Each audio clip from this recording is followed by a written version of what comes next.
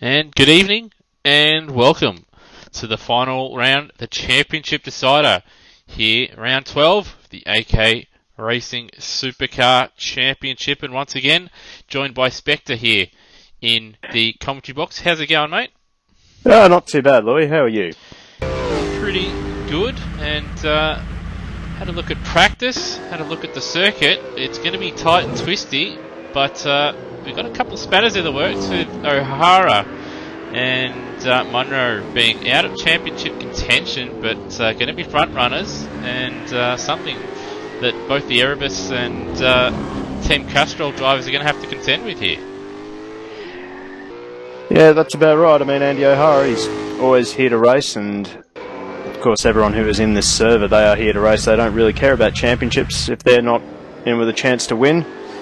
So, yeah, expect those guys to be right up there playing for pride. Yeah, certainly would. And then throw out a different winner for the final race of the series tonight, with it being reverse grid as well. So it will be championship defining who can get through the field the better of our four championship runners.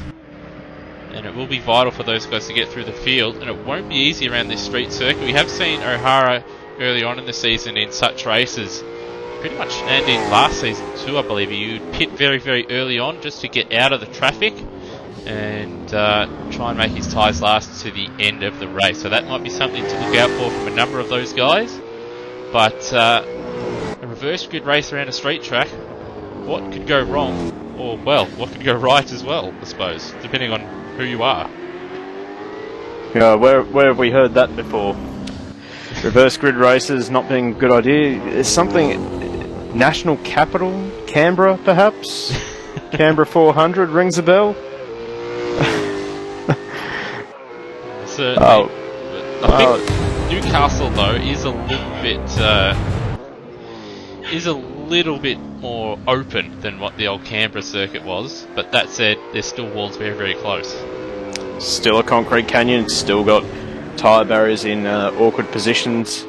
So mistakes can still happen, and there's very little margin for error. But that's street circuit racing. That's what it's all about. Make less mistakes than everyone else, and you'll come home on top of the podium. That's also the case with championships as well. Often it comes down to the driver that makes the least amount of mistakes. And, even after a poor start to the season, Delaney still an outside chance being fourth in the standings, but he'll be ruining his start to the season where he had a really poor start. First few rounds didn't go well for him, but mid-season change to the Nissan team, and he's come on strong, and both himself and Corton very strong in the Enduros as well. So Delaney's right there, 2,050 points. Might as well bring it up on our screen actually while we wait. So as you can see, that is the driver's standings on your screen there, with Delaney, the dark horse, on 2,050 points. He'll need a lot of luck this evening. That said, though, we've got Corton 2,218, Reed 2,207. There's a cigarette paper between them, and really between those guys tonight, it's all going to be about who finishes in front of who in both races.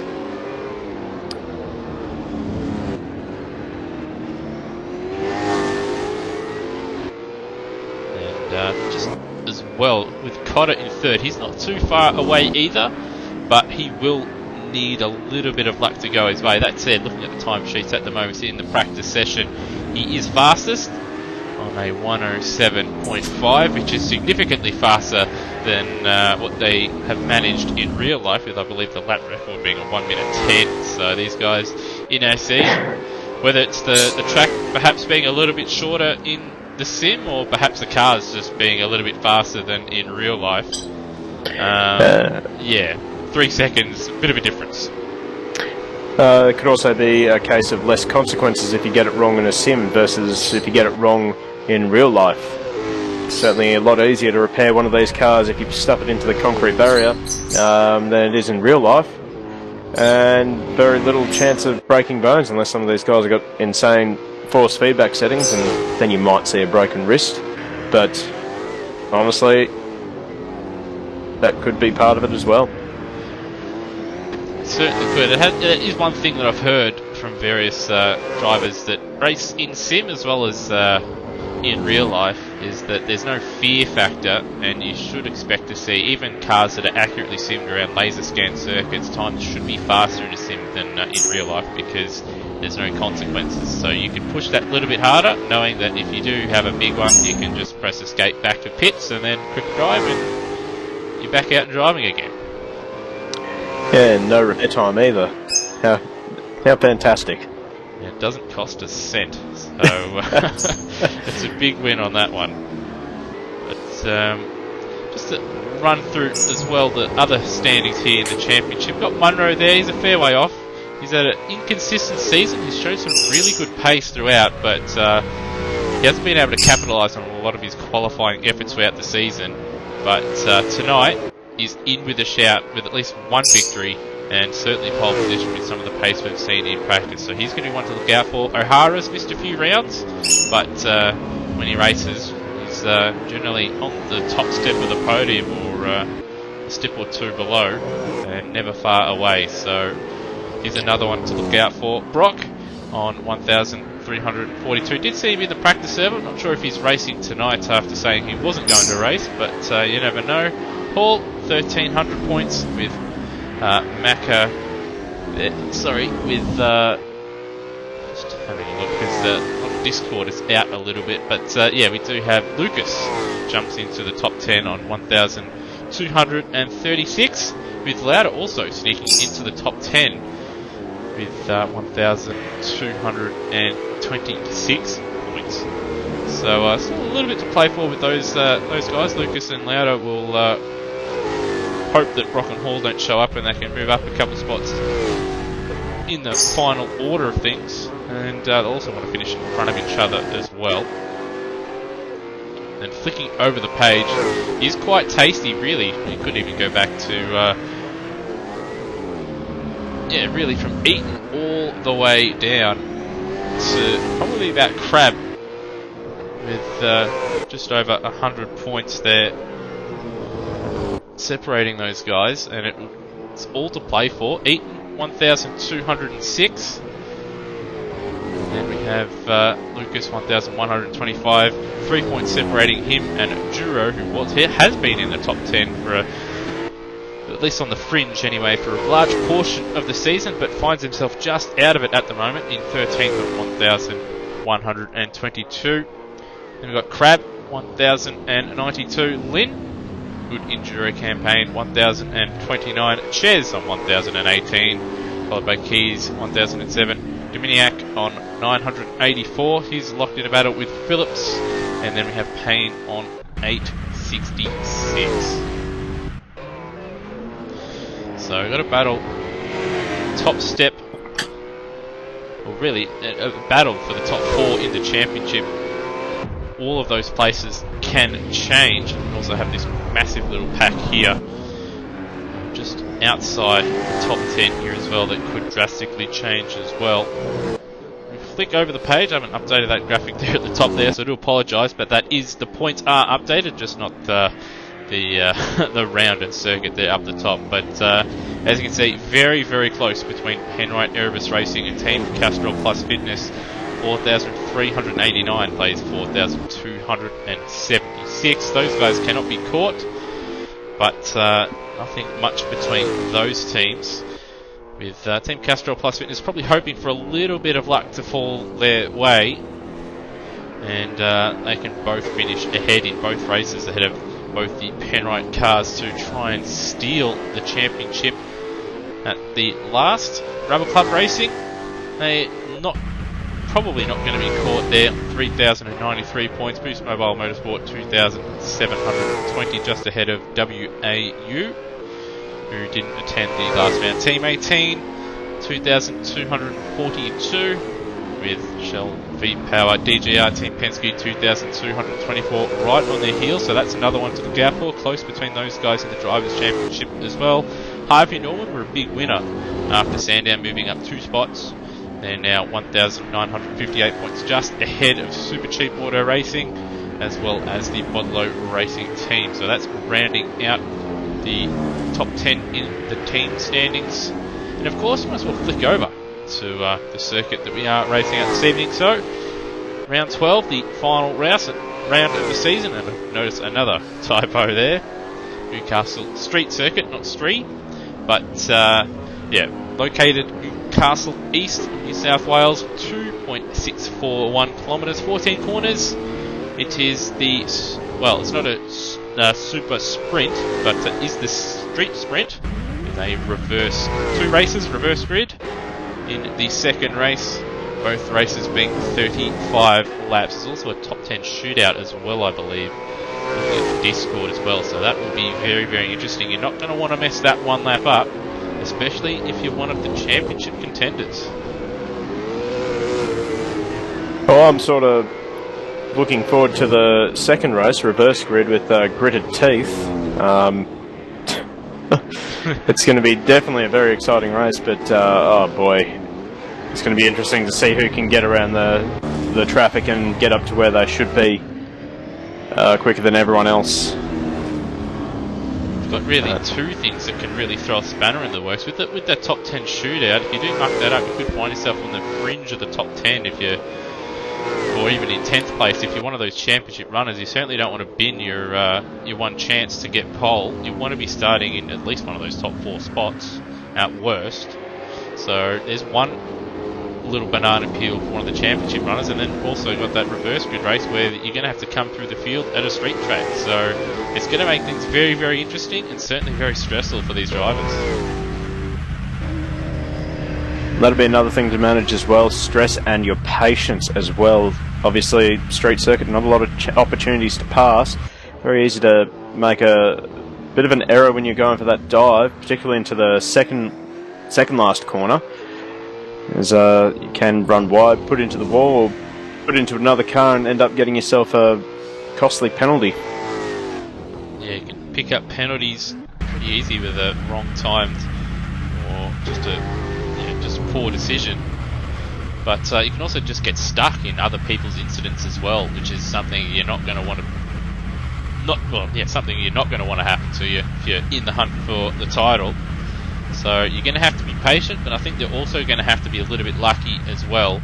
But yeah, as we've mentioned, patience is going to be the key when behind these slower drivers. At the moment, a couple seconds between sort of the front running crew and then at the back of the field at the moment. So they will get a little bit frustrated, I think.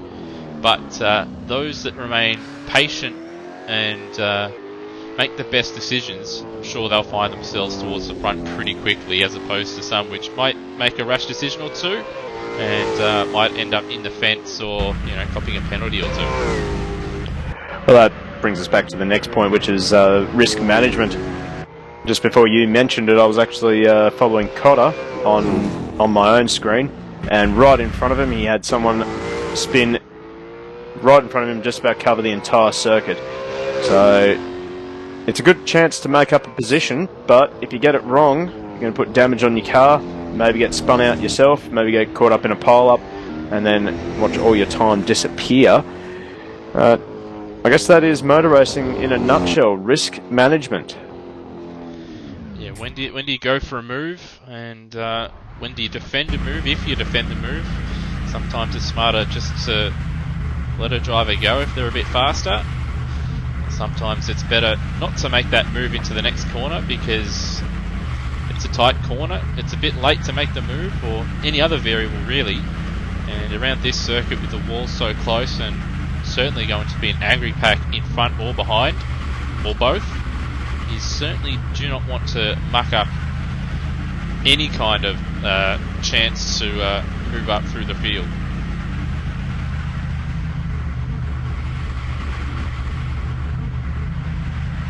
At the moment, all drivers into the pit, so they'll be going through their drivers briefing at the moment. Hopefully it doesn't run too long, but just go over once again just to clarify what's going on this evening. Newcastle East, 2:35 lap races, the second race being reverse grid. 15-minute qualifying session followed by a top 10 shootout according to Discord. So I think there's 17 drivers now that have set a lap time in the server. 7 drivers will miss out on the top 10 shootout, and in fact Brock has made it into the server, so WAU will race, despite saying that both drivers were not going to race the final 2 rounds of the season. So it's good to see those guys back in there though. Yeah, well, it does seem as though Brock is a bit of a racer. He can't resist getting on the track, and who can blame him? Racing is probably one of the most fun sports you can get into. So it's good to see him join, and good to see him on track and circulating, and only 1.3 seconds off the pace, which is pretty good. Yeah, not too bad. I'm not sure how many laps of practice he's done. I'll have to look at Straka if I get time. In fact, I'll have a look now actually and see the lap times that have been set. So I'm just looking at Straka at the moment. The fastest overall time on the servers is a 1:07.1, which is quite incredible. This is in the practice server, of course, so not the race server. I have seen a number of drivers set 1:07.3s, but Matt Cotter's 1:07.1 certainly stands out. And also looking at the best sector times, he had purple sector 1 and 2, but he's actually a 10th down on Munro in the final sector, so there's still time to be gained there, incredibly enough. So could even see, if all the stars lined together, could even see a 1:06, but that'll be very, very difficult to achieve. Have had 18 drivers set a lap, and here we are for qualifying. So drivers briefing over and done with, and now it's time for the drivers to put the money where their mouth is, or where their steering wheel is.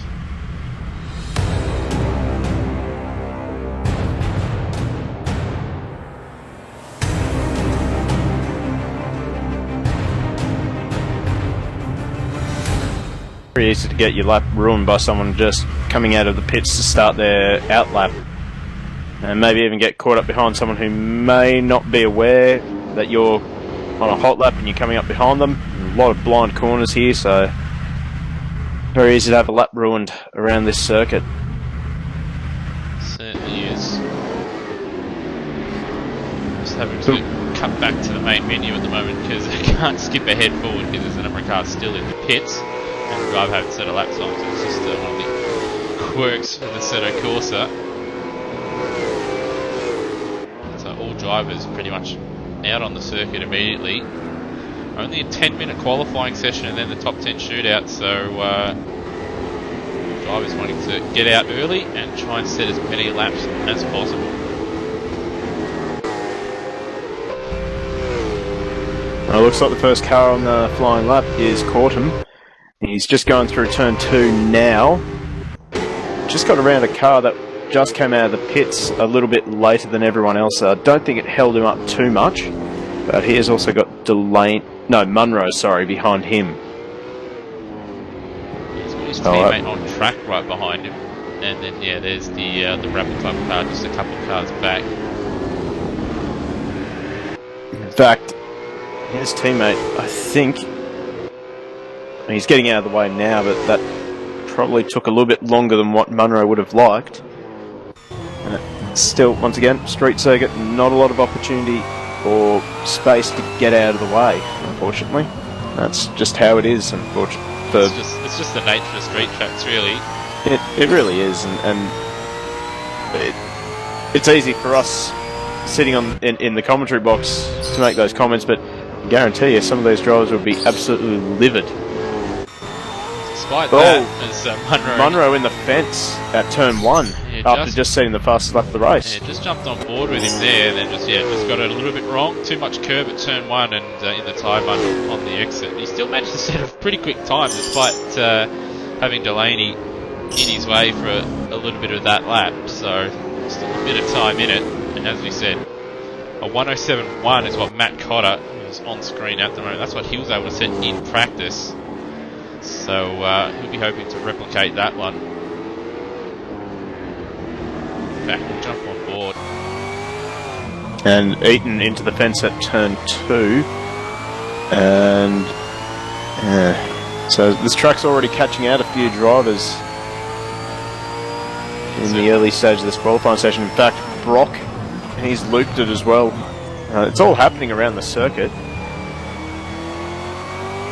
Importantly though for Cotter, he's at clear air on this lap. And we'll be hoping to best his time and jump up to the top of the time sheet. There's Delaney with his first time going P5. O'Hara's also jumped up into the mix as Cotter, 107.5 for him. It was very, very close to the tyre bundle on the exit himself there. So it looks like he's going to go back to the pits. And speaking of clear air, O'Hara, the alien, he's got himself some clear space. In fact, he's got his teammate just ahead of him. Oh no, he's stuffed it up going into the second last corner and decided to bail into the runoff area. Just having a look in between turn 1 and 2, we've got Gutterson who's just left the pits, just parked it for the apex at turn 2 just to let everybody get out of the way. Doesn't want to hold anybody up. That's great sportsmanship. Yeah, smart driving. As you see Birchall now set a lap time, he sneaks into the top 10 just ahead of Lauder.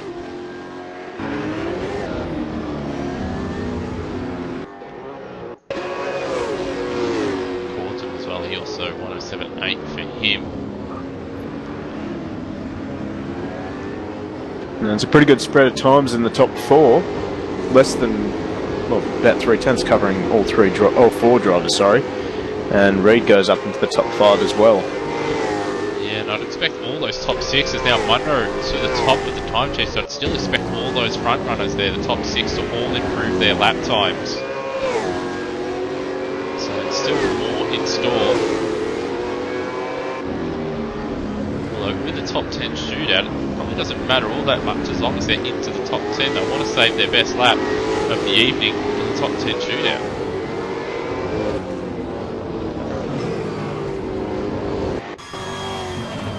So right on board the Ford Mustang. The GR team fans give Ches. This curve has just gone over. I have done a couple laps on the circuit just to see what it was like, and that curve that he went over there, that right-hander, you don't want to take too much of that. It will force you into the wall on the outside. Scores him now up to P3 at 107.8.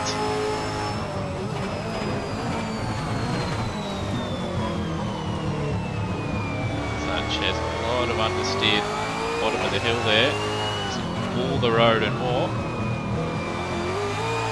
It's not looking like a very balanced car at the moment. Maybe, perhaps over-driving it, do you think? Just a little bit, I think. The Mustang, what I hear, hasn't been the most comfortable car to drive, and we'll see Delaney now move up into P3. It's been a difficult car to set up.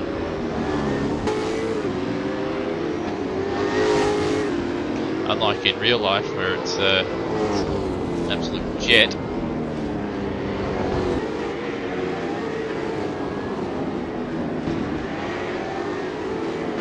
Probably shouldn't say that. Roland Dane's probably got his finger on the speed dial number to the parody guys. I'm pretty sure he'd love the parody in this series. It's just a shame that the Triple Eight drivers aren't doing a little bit better in this series, but certainly the ZB Commodore and this Alton as being the cars to beat.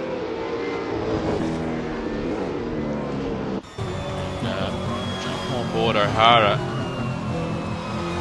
Through sector 1, he traverses through sector 2 through the staircase in the mid-sector, and I think that's Birchall off the road there, just in front of him. Also got another runner just down the road, but he's a fair ways off catching him. Gets out of the way anyway. Ooh. A little bit of a slide there, under braking, and slide on the exit as well, the hairpin. Where Ches got it all wrong. Nice and smooth for O'Hara. Now the run to the line. Now he's not going to improve on this lap.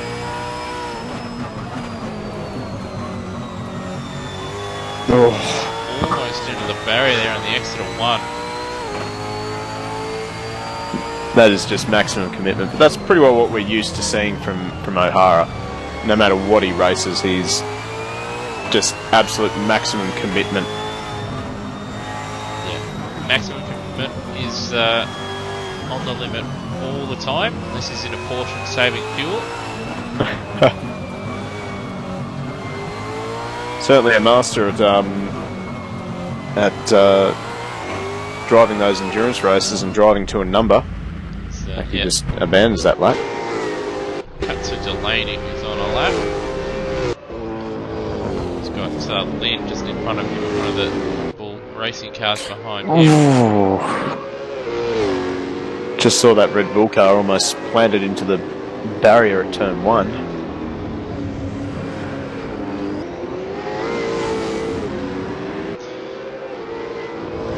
Kind of funny that I know that it's a simulation, but I still just hold my breath whenever they get that close to the wall. Yeah, in real life and in sim they get so close to that tyre bundle on the exit of turn 1 every lap. You almost expect a car a lap in the fence there. Whether it be real life, certainly in the sim, where someone's just going to catch it on the outside. Because it's a corner, turn 1, where you do have to carry speed. I'll tell you what, turn 1 in both races tonight is going to be very terrifying to watch, honestly. Delaney, 107.472 for him on that last lap, and then in the barrier on the exit of turn 1. Also got Reed now about to start another lap. Yeah, turn 1 is going to be, as time expires now. So we'll go back to Brock actually, he's trying to get into the top 10. Oh, just glanced the ball there. Yeah, turn 1 will be vitally important, but I think race 2 and Brock's avoiding his lap, so he's not going to make the top 10. Eaton's gone back to the pits. We've got Thornton now coming out of the final corner. Can he find half a second and sneak into the 10? Yes, he can. Yes, he does. At the death, 108.4 for Thornton, and he'll jump into the top 10 shootout. We did see Ches off the road. Got Runch did improve his time, but he's going to miss out by a few tenths there and not quite make it. Ches looks like he's going back to the pits, and our top 10 is sorted. Munro completed another lap.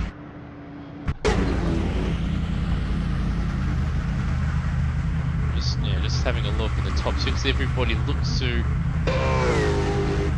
finished. In fact, we've got O'Hara there out another lap, and he's just snuck ahead of Cortum at the death. But actually, having a look in chat, we don't have a top 10 shootout, so there we go. That's the qualifying order. I do apologise, just having a look on Discord and it said there was, so my apologies. So we'll just run through the order then for the start of race 1. We've got Munro on a 107.411, just 3 hundredths ahead of Matt Cotter. Then we have Delaney in 3rd, O'Hara in 4th, and then Cortum and Reed, followed by Crabb, Thornton, Duro, and then Lauda rounding out the top 10. Birchall in 11th, Brock 12th, Runch 13th, Eaton 14th, followed by Ches, Dominiak, Lynn, Gutterson, and Keys.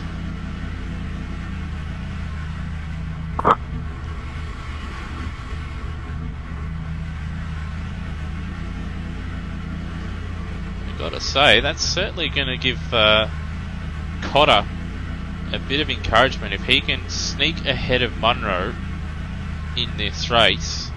With Cortum and Reed down in 5th and 6th, he could claw back some points here in race 1 and really give himself a shot to steal the title here. Obviously, there's still going to be a second race, which is going to be reverse grid, but he's given himself a really good opportunity to give him a chance going into the final race this evening. Well, as the old saying in motorsport goes, it's not over until the checkered flag flies. saw that in real life here in 2017 with Whincup having crossed the finish line, and then McLaughlin picking up a time penalty for putting Lowndes in the fence, and that decided the championship right at the death.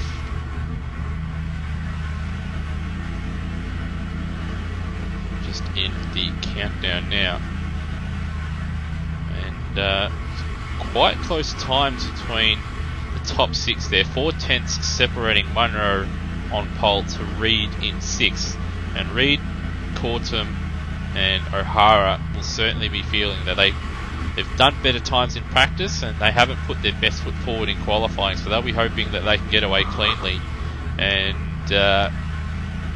certainly do a better job in the race. And then a little bit of a gap with Crab, 8/10 off the pole time and leading that sort of second tier group as we tick over to the race, and we're only a few minutes away now from race one here in Newcastle.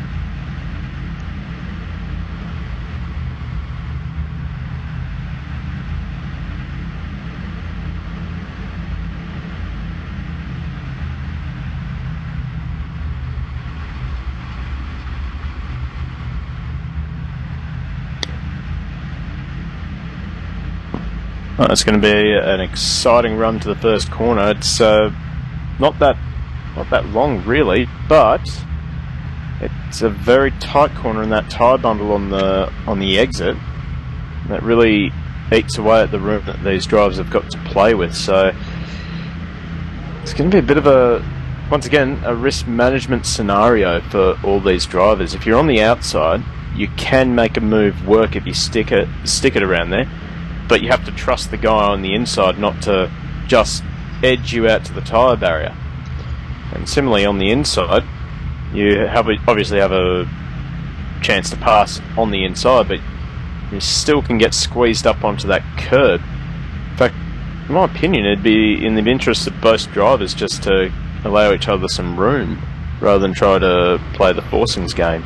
Yeah, if you're on the inside, you don't want to run and hit that. There is a little dome where that tyre bundle is, because it can drive a little bit through the tyre bundle, I believe, and if you do use too much curb, it bounces the car up and will force it wide, so you're not really going to want to take that curb and risk running wide. And if you've got a car on the outside there, if he hits that wall, he could just ricochet off that wall and then hit back into the car on the inside, and then they both go round. So there is a risk of that happening.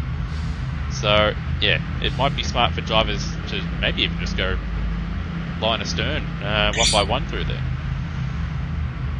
I think that'd be common sense, but unfortunately these guys are race drivers, and that red mist will be descending about the same time.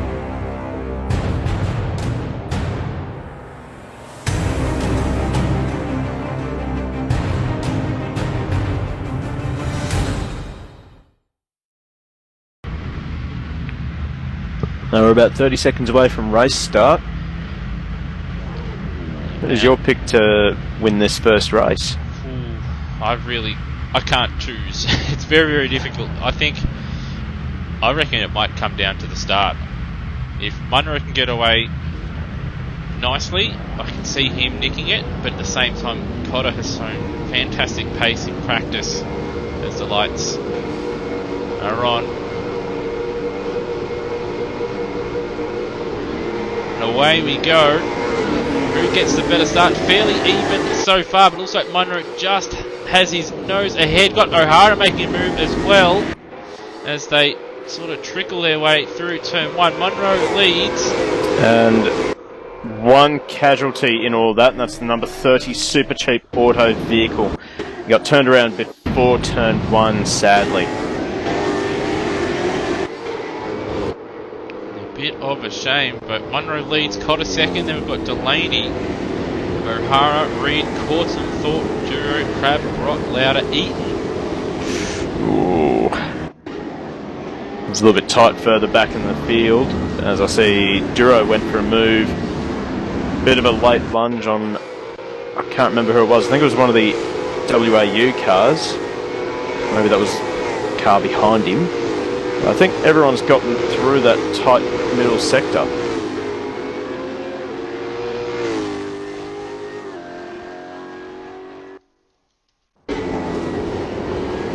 Looks like for the most part everybody's got through there okay. Not too many dramas. Ooh, Munro, he just clipped the fence on the exit of turn 1. Hope that hasn't done too much damage to the car. But this top 3, they're starting to break away a little bit from O'Hara. I don't know if you're watching Munro, but just pulled the big power slide coming out of turn 2.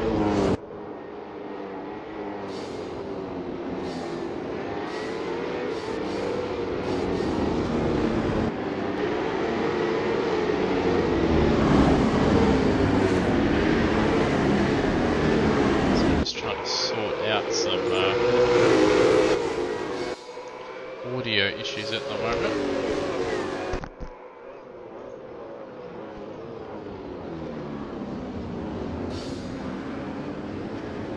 As you can see, the first 3, Munro's just starting to fall into the clutches of Cotter here. And his front 3 very, very close together. A little bit of a gap to O'Hara in 4th. Then we've got Reed and Cortum. And it looks like there's a yellow flag. Brock is around at the hairpin. And he's going to fall to the back of the field. Mad insult to the injury, just slaps the fence as he does the flick spin. A real shame for Brock. He was doing really well. I think he was just edging on the top 10 before that spin. I don't know what's happened to him though. He's really a bit wide there at turn 1. He had a bit of a slide on, slight bit of oversteer, maybe too much speed across the apex, and well, that's put him into the fence, unfortunately. But, well, he's still going. Back at the front, and his front 3 very, very close together. Cotter looking to make a move on Munro. Munro going defensive at the hairpin. Just going to leave him open on the exit. Oh, Cotter just looked as though he was tempted just to tap a bit of Morse code on the rear bumper. I definitely think it looks as though Cotter is a little bit more settled than Munro in these early stages. As Reed sets the fastest lap of the race. 1:08.09. So definitely the top 5. Munro wide there. He's clipped the barrier. Sorry, I cut it right there. Just clipped the barrier out. Broke himself a little bit. Hasn't cost him a position, but that's certainly going to be a lot of encouragement for Cotter. He's wide again, and up the inside, but Munro will have the inside for the next corner as he clips the barrier again, and again he'll have the inside for the following corner through the staircase, and that's going to bring O'Hara into play as well, so it's frustrating for Cotter, but all he's got to do is just try and hold on, but now he's coming under attack from Delaney in 3rd. He's going to make Delaney go the long way around, which can be done. It's a big send, but doesn't quite work out for him. I was just about to say that Munro is not looking comfortable out there. That car is not handling the same way as it was during qualifying. So maybe made a slight adjustment to the setup and it hasn't quite worked.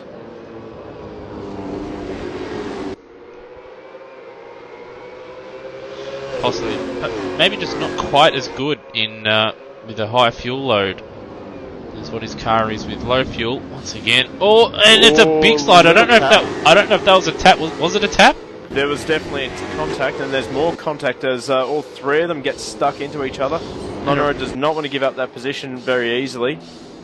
And Delaney's gone around the outside there, able to make that stick. So opportunistic. Now it's Delaney's turn to try and sneak his way into the lead. But as we've seen so far, Munro has been difficult to pass. And it looks like a little error there from O'Hara. And he's going to drop spots to both Reed and Cortum. And he drops down to P6. And this is just dragging Thornton and Duro into the mix as well. Thornton is just 4/10 off of O'Hara. And just a little under a second is Duro behind Thornton, so we could have a nice little battle pack down to 8th if this keeps up. certainly can. There's absolutely nothing between those guys at the moment. In fact, even all the way down to P9, like Crab's not too far away as well in the Bodlow ZB. And with all that battling going on, it has allowed Munro just to break free. That little half slide we saw last lap at turn 2, he aided him a little bit in the long run.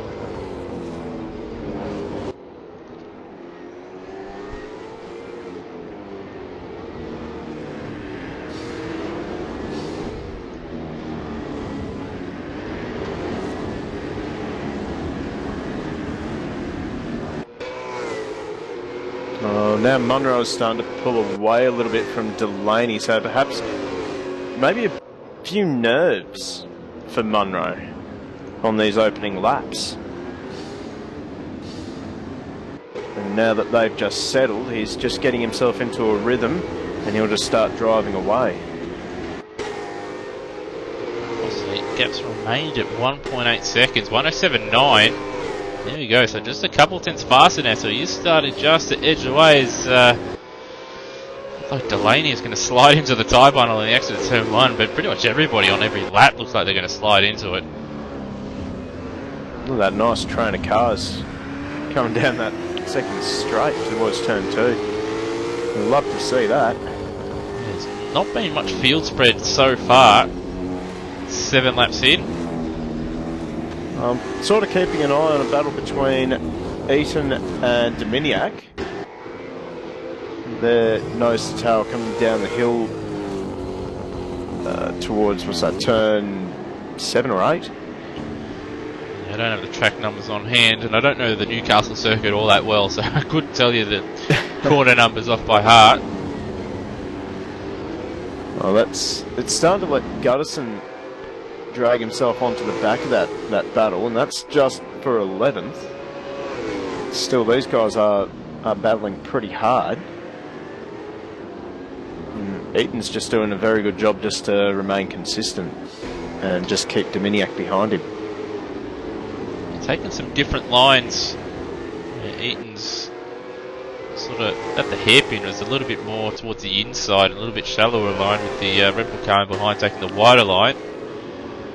And then sort of the opposite coming into the final corner there. Also got looks like Runch and Birchall.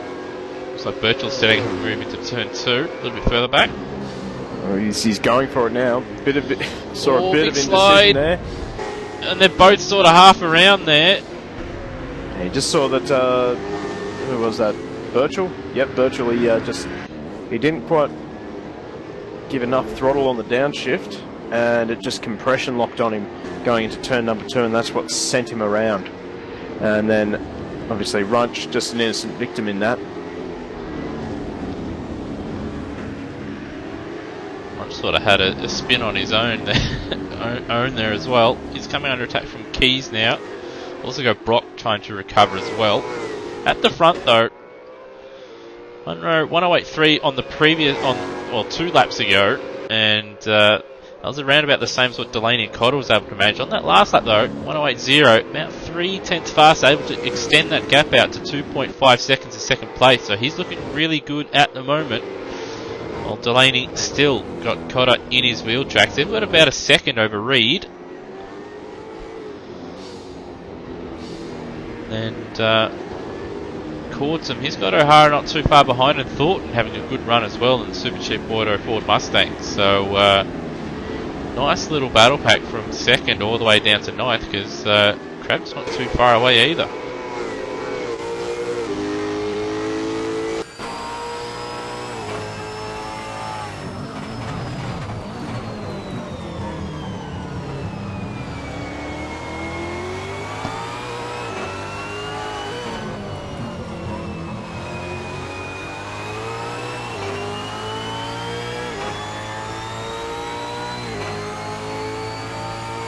Well, Cotter's just matched Munro's 107 with his own 107.9, so he's starting to push a little bit harder on the back of Delaney. Just see that Delaney might just not have this pace to get back onto Munro, although just saying that, he's ripped out half a second. Yeah, I think Munro may have made a mistake there to lose that much time in a short amount of time.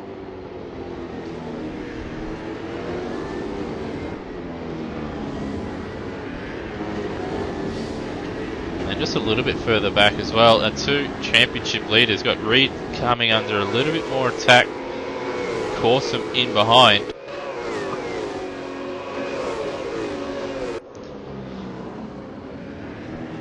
See a big lock up and slide at the hairpin for Delaney. Cotter will want to set up a move, get a nice run out of the final corner, try and get something done either at turn 1. Not going to be close enough, but perhaps at turn 2 if he can get a good enough run.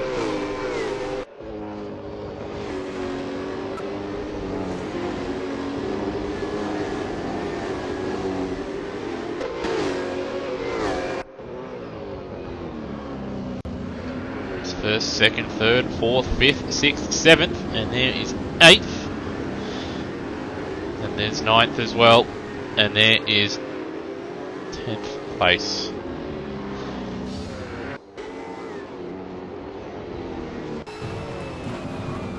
Well, after that mistake, looks like Delaney just starting to fall back once again, so Munro just getting back into his rhythm, getting that gap back out over 2 seconds.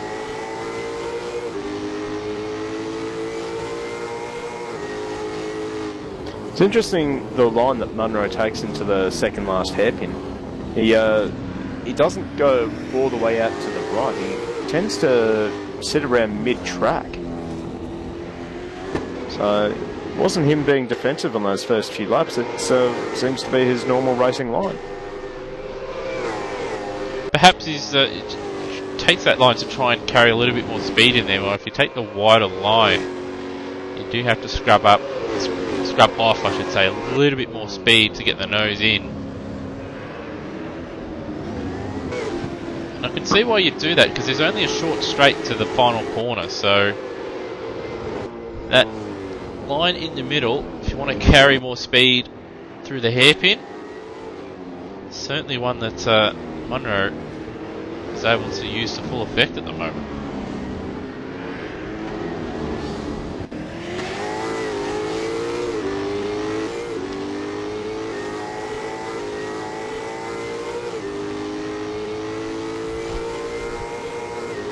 Still status quo here.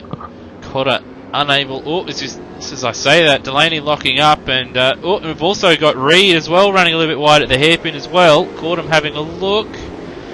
Not quite close enough. He did think about it, but not quite close enough to make a move, and he had to bail out of it right at the end.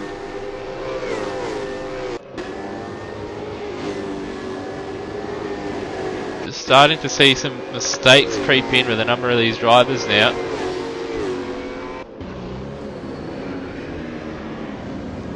Oh, and a big dive at turn 2, and there's contact!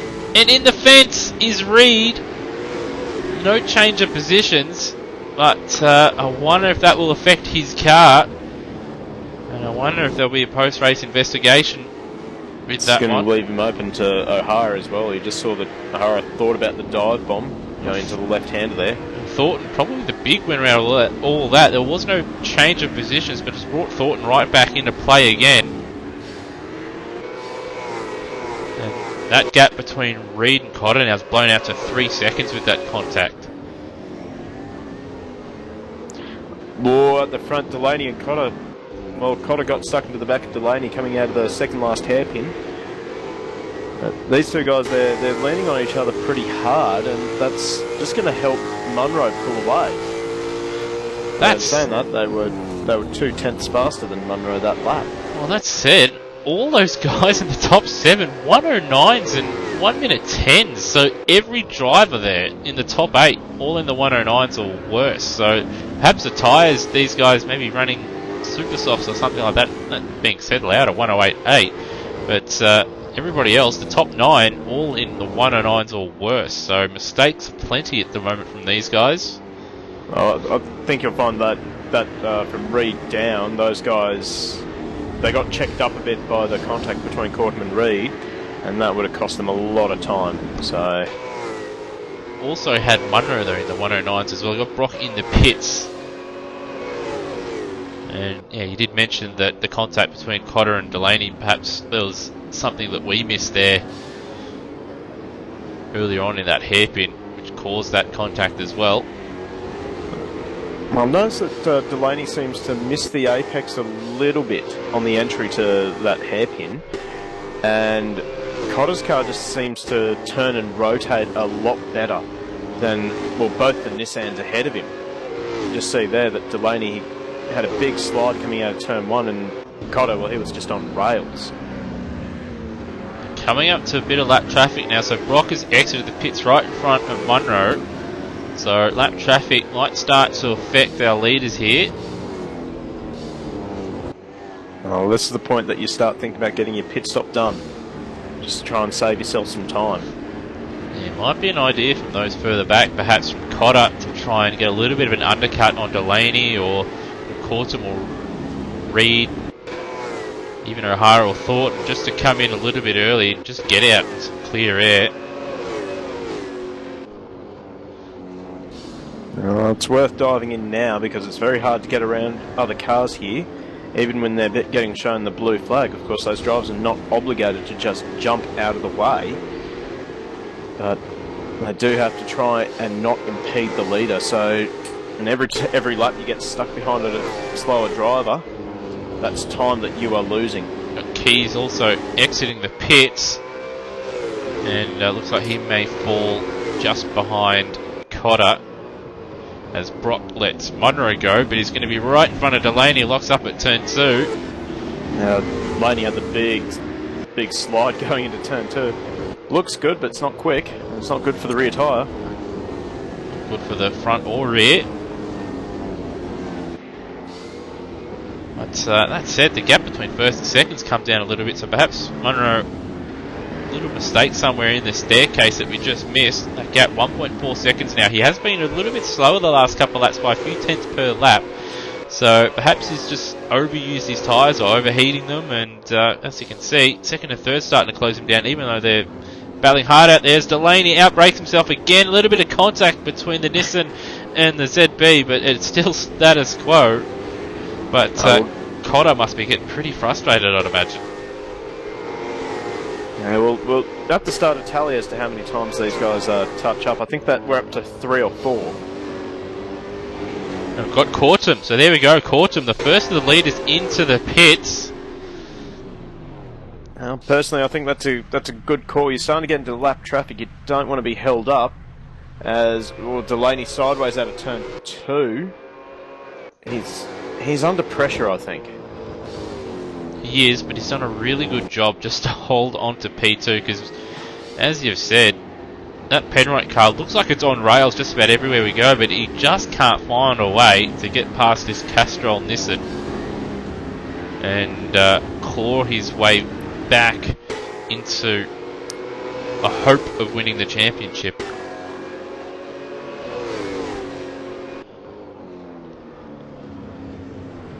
Going to try the wide line once again at the hairpin. He is faster there. He just can't get close enough to make it stick. Will we see him in the pits? No, goes around again. Looks like there's a car further back though into the pits, and that is Reed. So Reed looking to cover off his championship rival. So where is Cortum? He's just coming around the final corner now.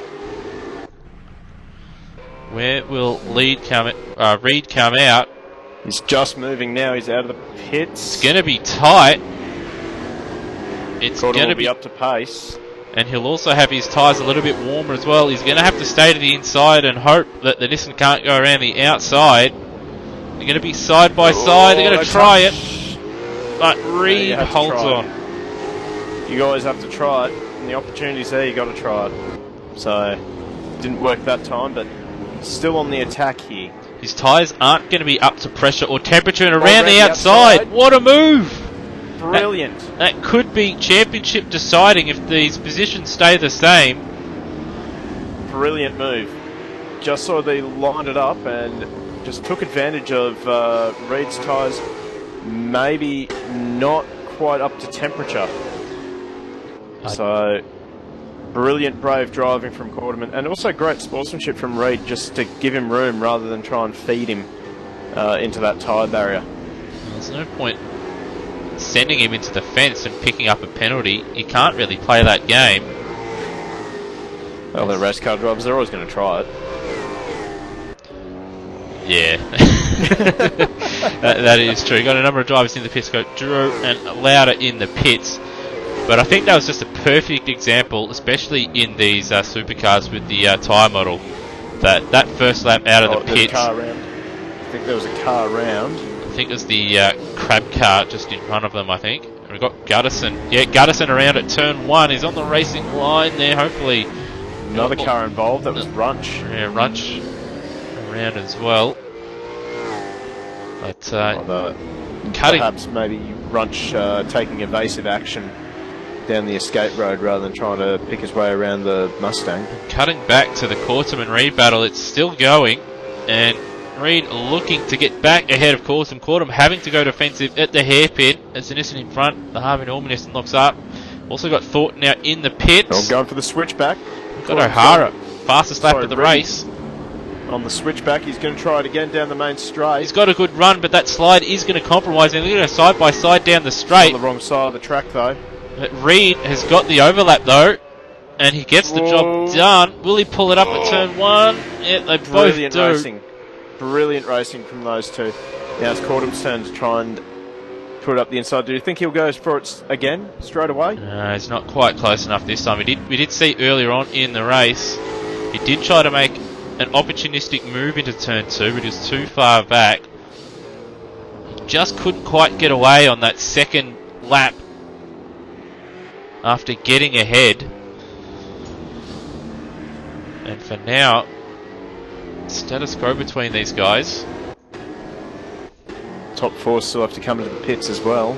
Got Munro, speaking of, into the pits, and we've also got Cotter into the pit lane. We did see O'Hara a lap ago set the fastest lap of the race. It was in the 107s. 108.1 on that last lap. But with the way the pit stops go, if he can continue that pace, he might find himself a little bit higher up than what he was pre-pit stops. I'd say that O'Hara's got the message from the mothership to push now, so... And another thing to take note of, both those guys that have pitted, Reed and Cortum, ahead of Cotter, who was in P2. So... Yep. That lap traffic, I'd say that Cotter got stuck in that lap traffic, and that's what I was talking about earlier. Every time you're stuck behind a driver and you can't get around him, you're bleeding time. So if you can keep yourself out of that lap traffic, you're gaining time. So Munro is ahead, or perhaps it was maybe an error with fuel. We'll have to see how the rest of the pit stops shake out, because Munro is still 7 seconds ahead of Reed and Cortum. So I reckon there must have been a fuel error where Cotter's put too much fuel into his car and he's ended up behind them. Or perhaps on his in-lap made a mistake. As we see now Delaney into the pits. O'Hara's going around again. And he's got clear track and he's got pace. Yeah, so why not keep going? Those rear tyres aren't looking too healthy on it, judging by that slide. He did lose out a couple tenths to Reed and Cortum on that last lap, but that 107 he set a couple laps ago certainly helping his chances. And Delaney, who did pit, has come out in front of Reed and Delaney by about 5 seconds as well. So it looks like it must have been just a pit stop error or an in-lap.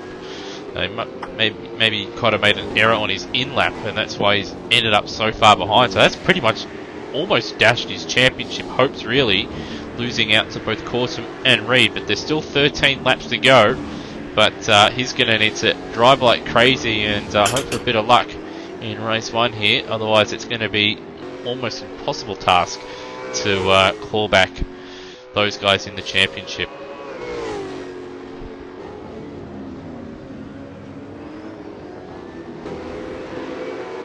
O'Hara's still pulling away from Munro, even though he's on old tyres. Yeah, 109.1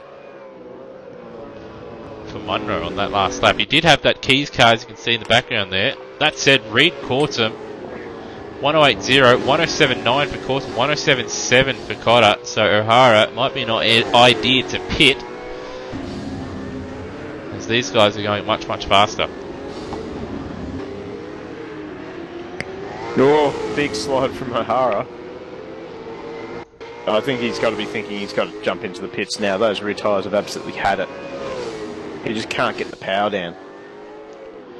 He's done a good job on old tyres, and again, a little bit slidey at the hairpin and slidey on the exit, so I reckon we'll surely see him into the pits. He's sliding everywhere. He's done a good job to set the lap times he has, but he must be on the steel belt right now. And there it is. He's going into the pits. He will be behind Cortum, but will he appear ahead of Cotter? If he does, he's still a decent shout to probably get ahead of Reed and Cortum, because he's going to have nice tyres at the end of the race. He's only going to have to do about 10, 11 laps on those tyres, or those guys are going to have to do upwards of 15. He's out in front of Reed now. So you go. Ahead of both of them. Worked. So that 107.7, while those guys are still battling and on their outlaps, has done the trick, and he's on fresh tyres. So he's still in with a chance of perhaps stealing second late on in this race, as he will have better tyres right at the death.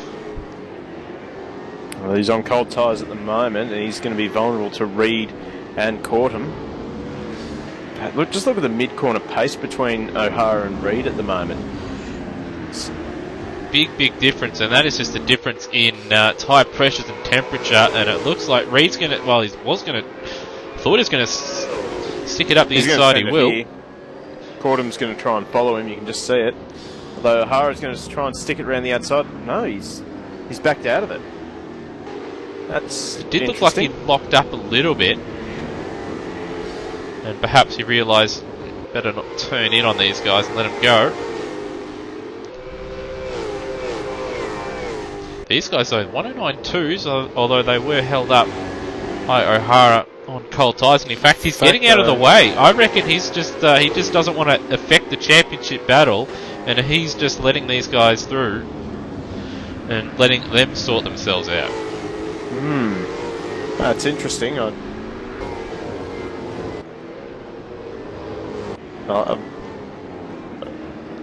not really sure how I feel about that person. I mean, you're out there racing. You should be out there racing to win, not. I mean, I'm probably going to upset a lot of people in the comments for saying this, but the championship shouldn't really come into play if you're racing. You're out there racing, and it's the same condition for everyone else. It does differ, I think, from racer to racer. I mean, I'm in the same boat. I've seen it a few times, especially in Formula 1 in championship deciders, where there's been a championship runner further down the field in qualifying at the final race or penultimate race, and it's almost like drivers just leap out of the way of the championship runner as they make their way through the field, and as you can see, it happened right there as well. And I just wish, that fight a little bit more and just make it a little bit more interesting, as opposed to just letting people go by. But in sim racing anyway, it's up to each individual driver to make that decision. Well, I suppose on the flip side as well, you don't want to be that guy that makes contact with the championship leader and you absolutely throw the championship out the window for those guys. Yeah, certainly don't. I have been in that situation myself, where I was in the championship hunt and had someone that knocked me out of the way. Frustrating, but in the end, I mean, it could happen at any other round, so it does happen. And it can happen to anyone else as well. If they're on the track, it can happen. And that's racing us, that's just sport in general, really.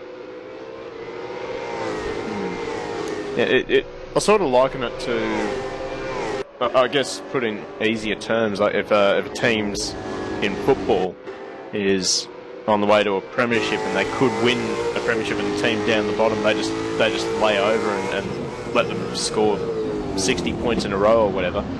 That's not playing the game. That's a farce, in my opinion. Yeah. But I guess in football it's a little bit different, where generally you don't have the team on the bottom, at least in Australian sports.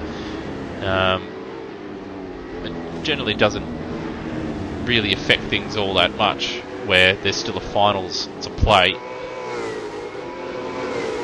That's true. I mean, yeah. I mean, I don't even know. I don't follow football. So see now, it looks like Cotter's got... Sorry, not Cotter.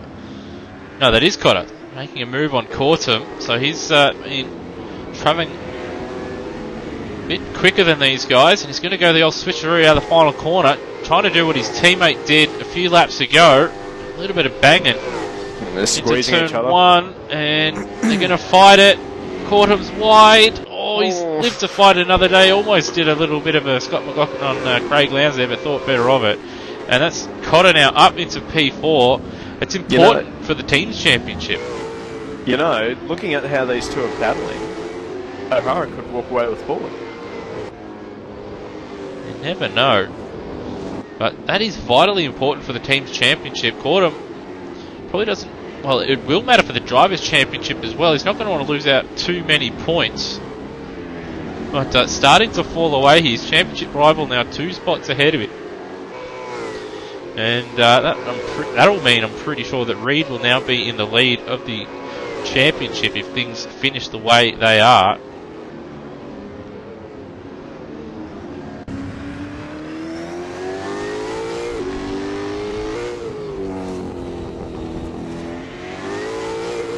So Cortum's got to get his act together here. And he's starting to fall away even more here. So 108.5 and a 109.3. Perhaps pitting it so early and his tyres are just starting to fall away a bit. Well, that is the risk with early pit stops. You obviously get onto fresher tyres earlier, but they'll go off earlier if you don't look after them.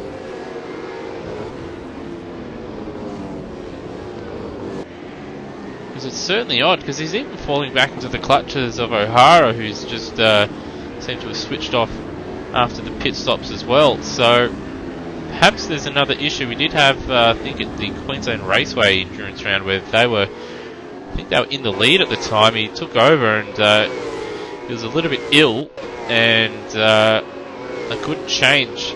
Otherwise, they'd risk a penalty for time allowed or time driven. And so he fell away. They did finish on the podium in that one, but hopefully it's not a case of deja vu. But he's starting to fall away, and giving Reed every opportunity to walk away with back-to-back championships here.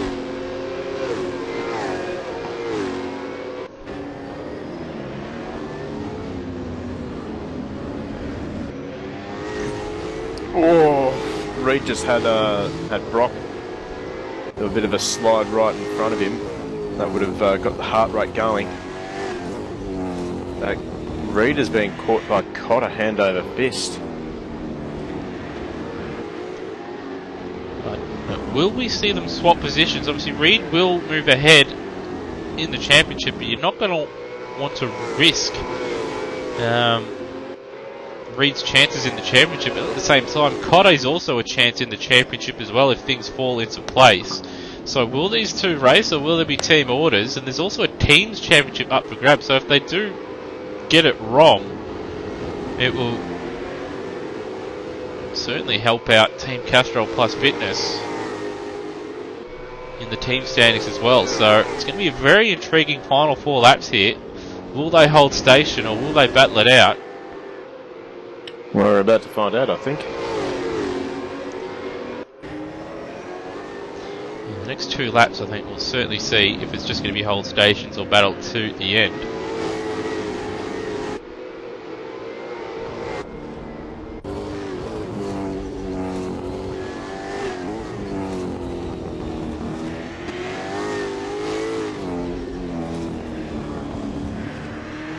It does look as though Cotter is much stronger coming out of the corners than what Reed is. Did see Reed come in a lap after Cortum, so perhaps his tyres just starting to hurt a little bit as well. And as we've seen all race long, Cotter's been really good under braking for the hairpin here, and once again closing that gap up. What a slight mistake from Reed there. He just caught that bump very awkwardly. It hasn't hurt him too much.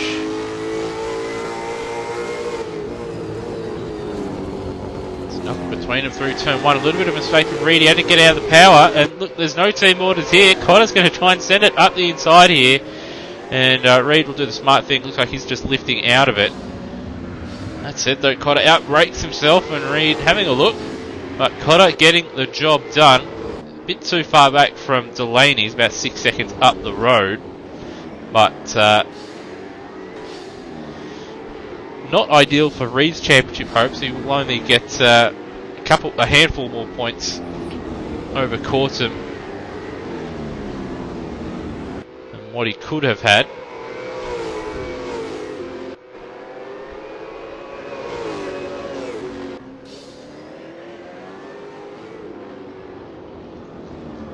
No, I'm just looking down the leaderboard. It doesn't look like anyone is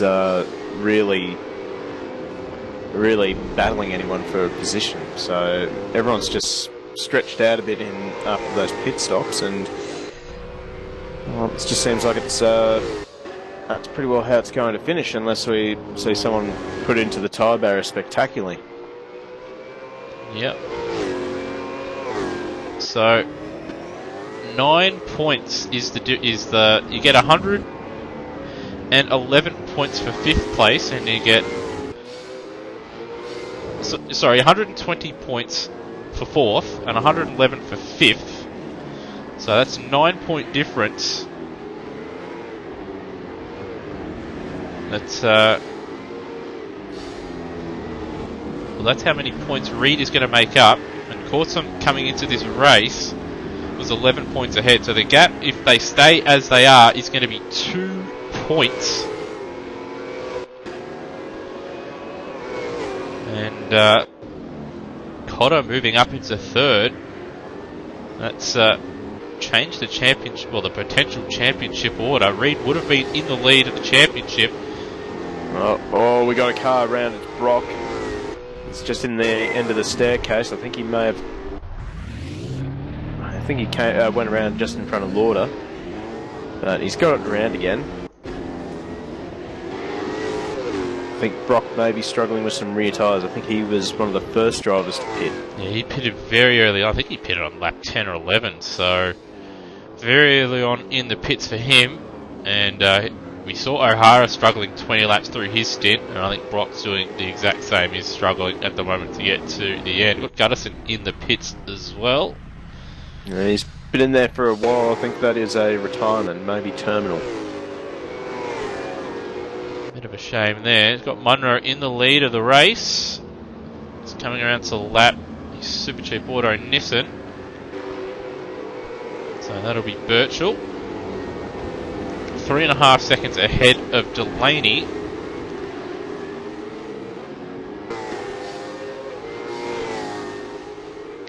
As we begin the final lap, Cotter 2.7 seconds ahead of Reed. Oh! Lynn into the fence hard at turn 1. I just saw that at the bottom of the screen. He's managed to recover, and thankfully no one collected him either. And it looks like he's getting out of the way of Reed. He's going to come out just in front of Cortum, but things looking like they're going to stay around about the same here. Closest battle on track is between Dominiak and Crab.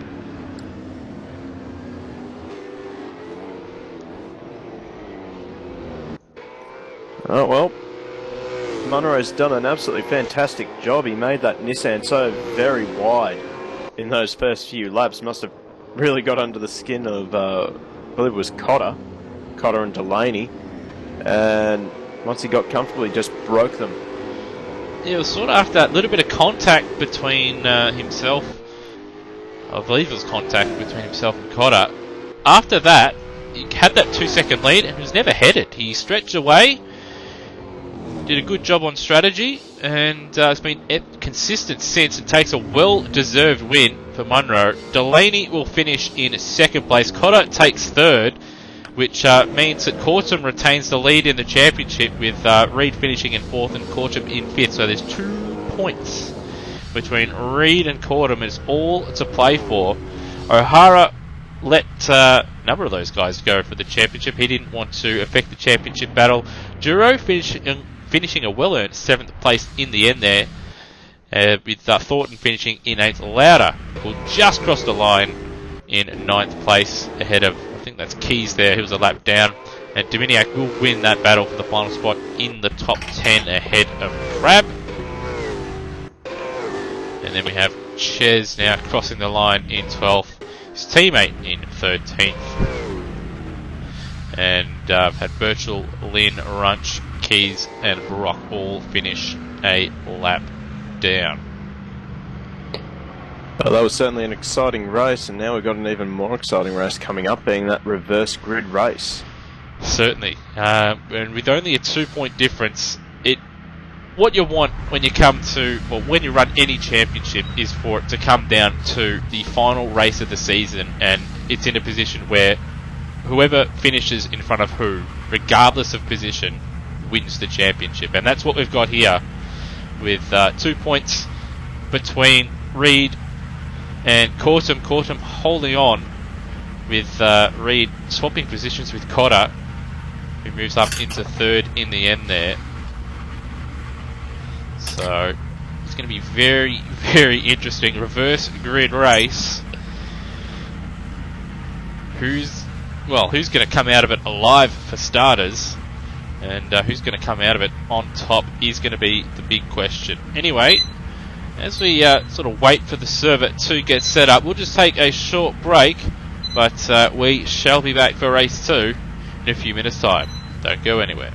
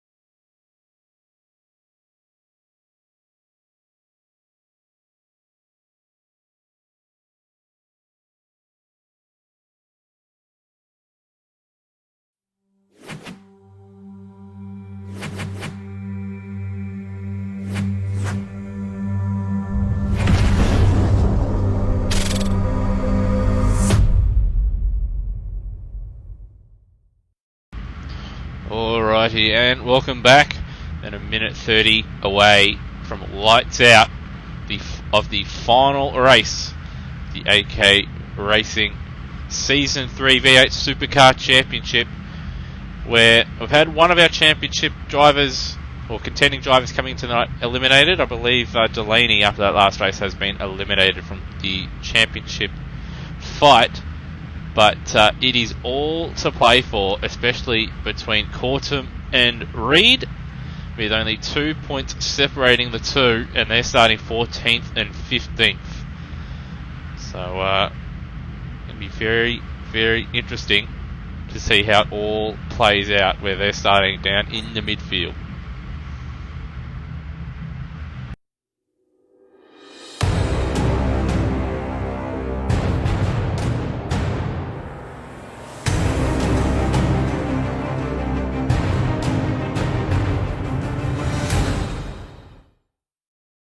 And the more confident drivers starting at the very back, that's usually a recipe for disaster. We've got 20 seconds and we're about to find out how this goes down. Yeah, this is it. A whole season worth of practice, of racing, qualifying, all comes down to these final 35 laps. The lights are on. And away we go in Newcastle for the final time here. And into turn 1, 3 and 4 wide here. Will everyone make it through? Well. There's a one of the Penske shell around. Everyone else has just managed to get through it amazingly. And into turn 2.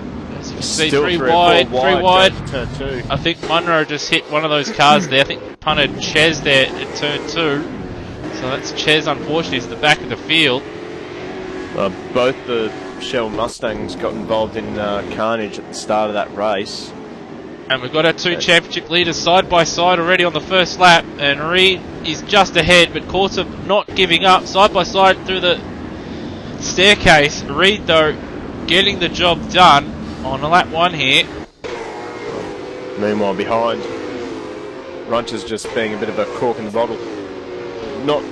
Don't mean that in a nasty way, but he's just looks like he's overdriving it a little bit, and he's just been bouncing off the walls and it's creating a bit of a blockage for the guys behind him. So he's got a real big snarling pack behind him trying to get around him as quickly as possible. Yeah, all faster guys, and Delaney going around the outside there. The final couple of corners, a little bit of contact, but getting the job done. And also got, looks like perhaps a drive-through penalty for Munro there. It looks like he's going to try and serve that. I think that's a pit stop. Oh, it's a pit stop, so he's just wanting to get out of it early on. And we've got Keys around. Keys is around at turn 2. He's just gone up the escape road. So he's going to have to rejoin right at the very... In fact, he just pulls out right in front of the Ches Mustang. So I wonder if that'll be looked at by the stewards as a unsafe re-entry into the track.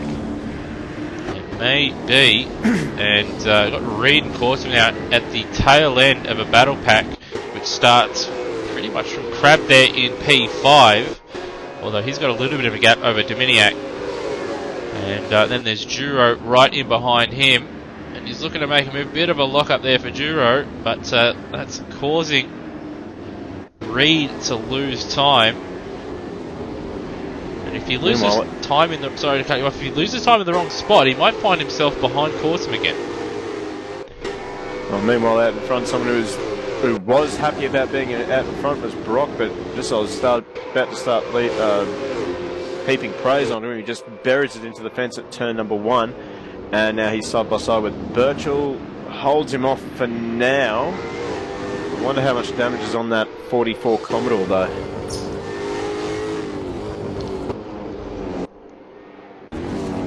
I didn't pick it up on the broadcast, but after that contact, he hasn't quite been as quick. He hasn't been able to drop Birchall in the staircase so far.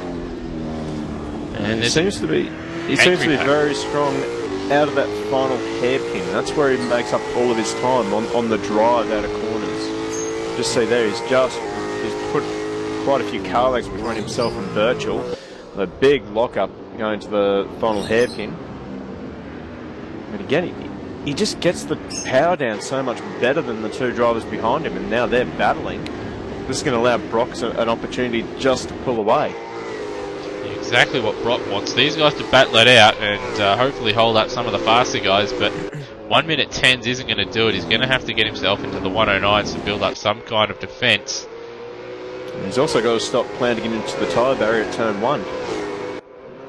That'll certainly help. A little bit further back, we've got, looks like Reed looking to make a move on Duro. Duro trying to make a move on Dominiak, and a little bit of contact, but I think we've avoided a major incident. But they're a little bit 3 wide there at the back there. We've also got Delaney who's joined the party as well, so it's all happening here. We'll look for a dive bomb there from Cordham. Up the inside, a little bit of a touch. This is championship stuff, so expect these wild dive bombs all race long. Yeah, whoever finishes in front of who wins the championship between these two. So at the moment, it's advantage Reed, but Cordham trying to get a sneaky one in and get back ahead. And just down the back of the field, Gutterson, he put into the fence in the staircase and he's returned to the pits. So huge disappointment for Gutterson. That's not how you want to end a season. So it looks like 2 DNFs from him, which is a bit of a shame to end the season. So back in the championship fight. And it might be whoever clears the cars in front of him wins the championship here. So the next few laps could be vital. I've seen a couple times already. Reed's just catching the back of the Duro and Dominiak battle at the wrong time, and that allows Cordham just to catch back up. Also got Cotter now onto the back of Delaney. Oh, this is going to have to be a patience test for Reed, because while he does have more pace than Duro, he's got to pick his moment properly. If he sends it up the inside, here we go, and it causes contact, he's going to get a penalty, perhaps. Yeah, and he's cautious with that move, and he's going to be on the outside at the final corner. Now, Cordham behind is going to try and get a decent run out of the final corner and get them both here. Duro is going to lose out, I believe, into turn 1, but it will be a drag. But Reed just has the nose ahead. Duro's not letting it go easy. He's a driver who doesn't care about championships, that's for sure. He's certainly not doing what O'Hara did in the previous race, going defensive early and not wanting to let Cordham go by. Cordham going to try and go around the outside of turn 2 over the bump. No. Little bit of contact, and now Delaney getting involved and Cotter also getting involved. And that's exactly what Reed wants. These guys to battle it out and to allow him to separate and put time on Cordham. Meanwhile, at the front, Lauder, he's managed to fight his way up to 2nd place. Now he's going to try and hunt down Brock. We've had a mistake from Duro, has allowed Cordham to get by, might allow Delaney to get by as well. Yeah, and he's going to be vulnerable to Cotter. Here goes Cotter, big send. And Birchall around to the final hairpin. Perhaps, I don't know how he's ended up there. Maybe a little bit of contact has sent him around there. He's in fact retired. See Lauder, 108.7 in P2, chasing down Brock, so he's got some pace in that thing. And he's driving away from Crab and Lynn, and the gap between himself and Brock, under 2 seconds now. Well, Lauder is a very confident driver. We see him obviously drive really well in the GT3s. In fact, he drives really well in anything he races. So I do expect him to catch Brock very, very quickly. He's made he's made 8 tenths on this lap. You see Brock sideways again, so you did see Brock have great drive earlier, but looks like it's starting to fall apart from here. Perhaps an aggressive setup on the rear end, and he's starting to lose his rear tyres a little bit. So that gap about a second now. Lauder looking the goods. I think you might find it's the opposite of way around. Brock has got a lot of grip in the rear, and so to counter that, he has to use a lot more steer. And the more steer you use, the harder it is to get to 100% throttle, hence why he's getting all this oversteer on the exit of corners. Perhaps so. Well, he's definitely got so much drive in the early part of this race, and that's why he was pulling away from the likes of Birchall out of the corners. And, well, everything's a double-edged sword in motorsport. You give yourself great grip on one end, you're going to lose grip and drivability on the other end. As you can see, half a second now between him, and Louders, he just tips the tyre bundle on the exit there. Does look to be the quicker of the two. Oh, we have Lynn around coming out of the staircase, and he's in a very awkward position. Oh, he's going to have to drop all the way to the back of this field. Oh, that is not a... Oh, that's so awkward. We've also got moves on. Reed trying to make a move on Dominianac, and Cordham's going to follow through. Also had Delaney and Cotter duking it out as well. Reed sideways again at the final corner, but he'll live to fight another day. And now Delaney around the outside of Dominianac, who's falling into the clutches of these faster guys.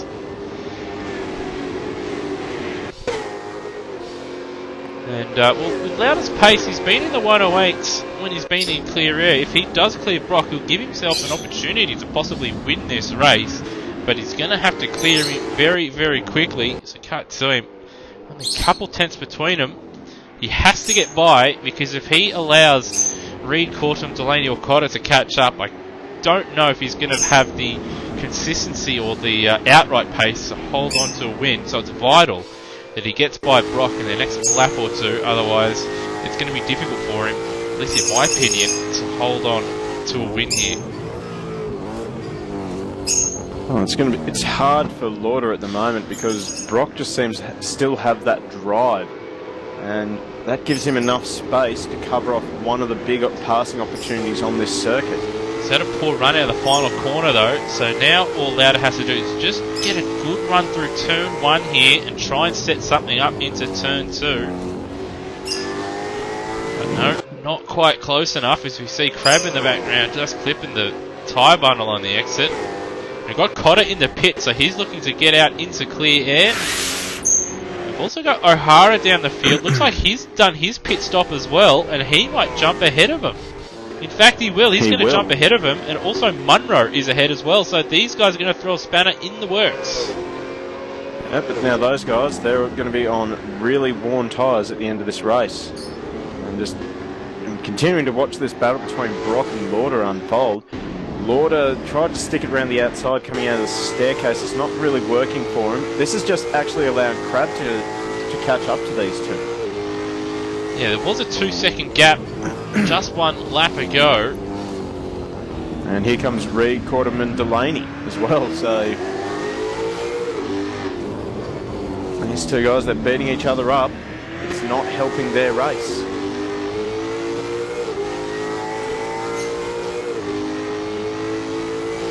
Brock going to Brock. I think Brock just wants to lead this. Yeah, he doesn't care. He just wants to lead, but he's made a mistake, and then he's just blocked off Lauder. He's not going to be too happy with that. Now in the 111s on that last lap, he's just too defensive. He's throwing his race away here by going overly defensive. He could have been running in the 109s, but around this contact, that's Crab in the lead, and now Delaney's tried to pick he's picked his way through both of them, and I think that's as Brock just drives into the wall there. I think that's what happens when you're too defensive sometimes. It's just at some point the car behind you in a slower corner is going to get a better drive and there's going to be contact. And unfortunately that's what happened. It looked as though Lauder was trying for a switchback and he just misjudged where the front of his car was. And, well, we saw the rest of it there. Just gave a half spin to Brock and that's basically race done for Brock. He's going to be absolutely heartbroken by that. But if he takes nothing else away, he led this race for 10.5 laps.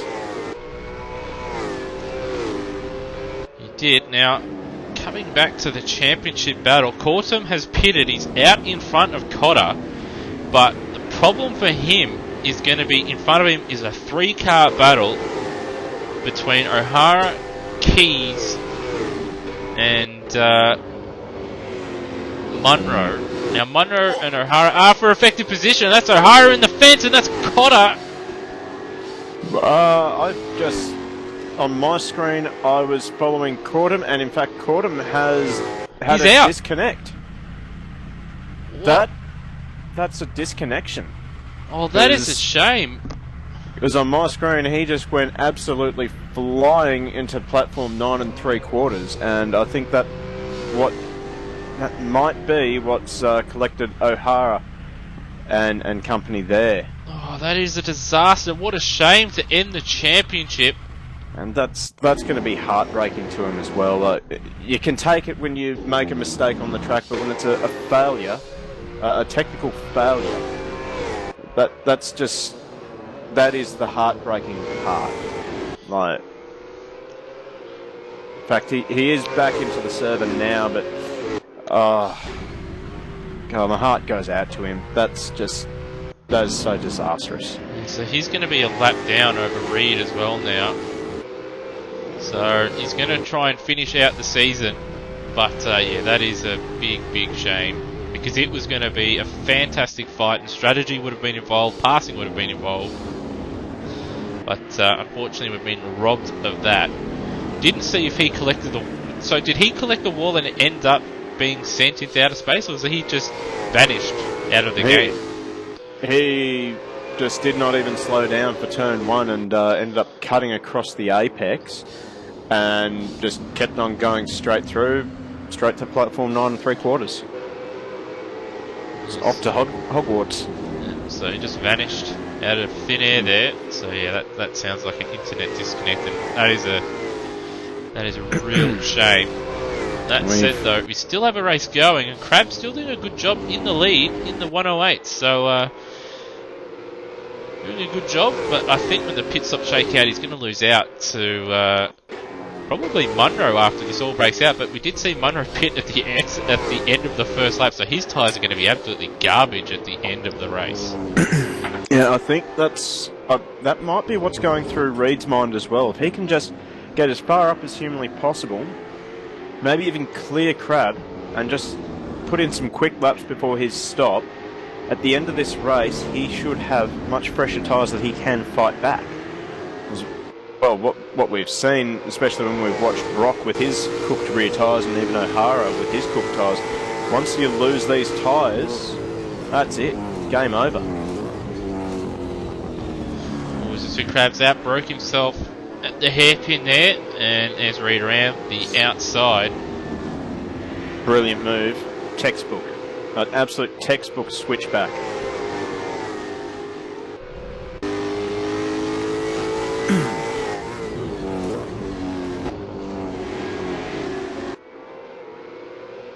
But Delaney looking to get the move done. And O'Hara was another one of those guys involved. He did pit early. He would have been in with a chance of putting Munro under a bit of pressure towards the end of this one. So when the pit stop shake out, Munro will be the effective race leader, but how will his tyres, well, will they hold on? Has he put on perhaps a set of soft tyres as opposed to super softs, which we may have seen in race 1? So that could be something to look out for, and perhaps his tyres will last a little bit better if he just drives it a little bit straighter. I'm just wondering if O'Hara has been in the pits again, because his last lap was a 2:01. Well, it was a big hit he was involved in, so it wouldn't surprise me if he had pitted just to sort out the damage and also to put some fresh tyres on as well.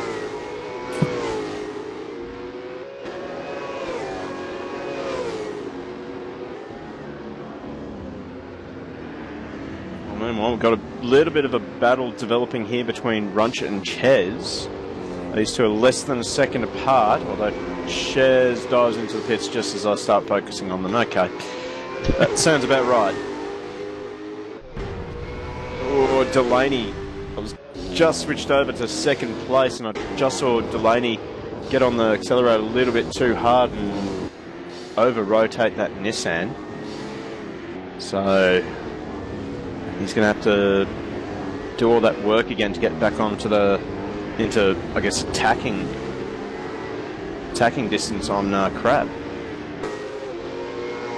Sort of undoing all the hard work he did a bit earlier on.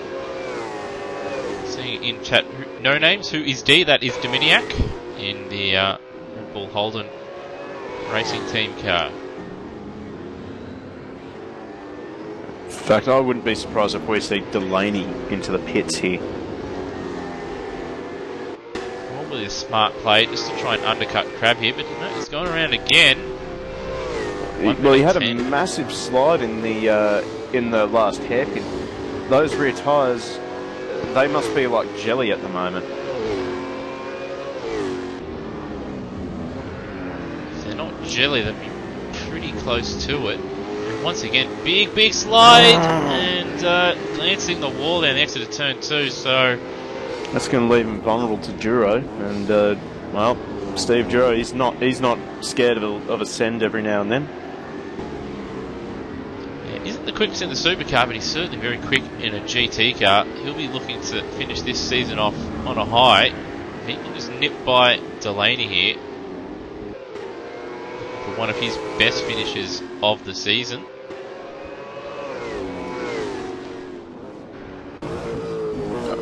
Delaney's car is all over the place. He's got to come in. He's not achieving anything by staying out now. He's just bleeding time. He's now almost 6 seconds behind Reed. In fact, there we go. Into the pits. And for sure he'll be behind Munro. Probably behind Eaton as well. I do like it when drivers seem to listen to my suggestions and ideas. It's very validating. It certainly is. And in fact, Eaton's going to get... Cotter might get him as well. It's going to be a drag up the hill. No, he covers him off quite quickly, but he'll be on cold tyres going into turn number 2. Cotter might try to send around the outside. He's going to do it. Oh, he just got carted wide a little bit there by Delaney.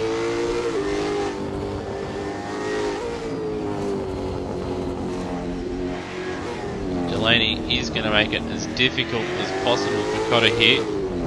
Oh, you just have a look at this. We're going to see the big game of switchbacks here.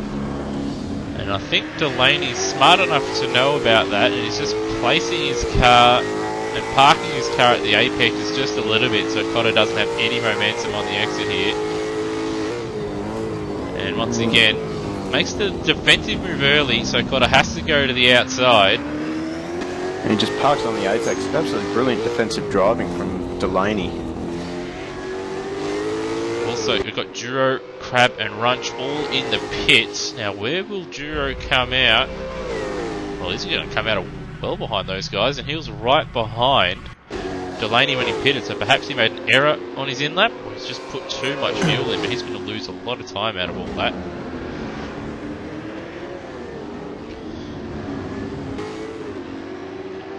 The question remaining now is when will Reed come into the pits? He's coming up to a bit of lap traffic, so we might see him into the pits on this lap. That's Brock and Keys that he's coming up to.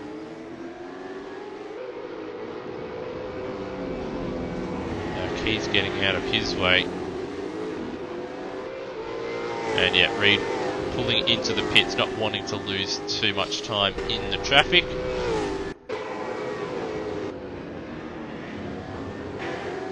And Crab, who has pitted, is actually, well, he's still in front of Delaney. Gap at about 2 seconds, but it looks like that's coming down just a little bit as he's struggling a little bit on his colder tyres.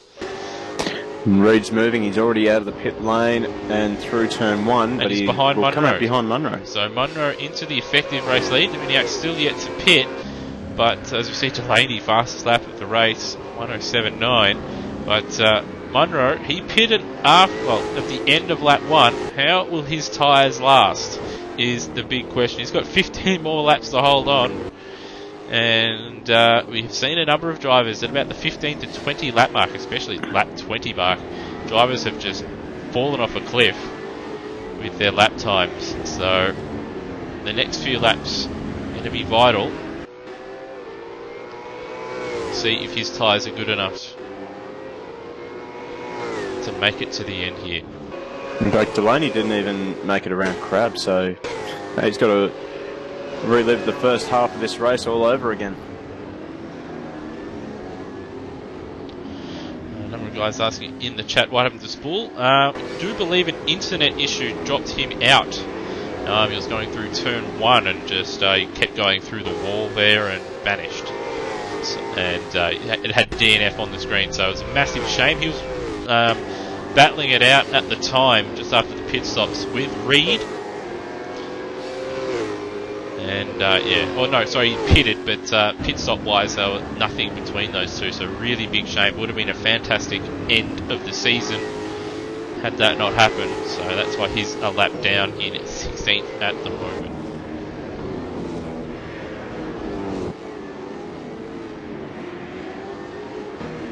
I've got a battle pack to keep an eye on down in 8th position. Runch, Lauder and Ches. They're all battling away here. Lauder, I believe, will be on fresher tyres.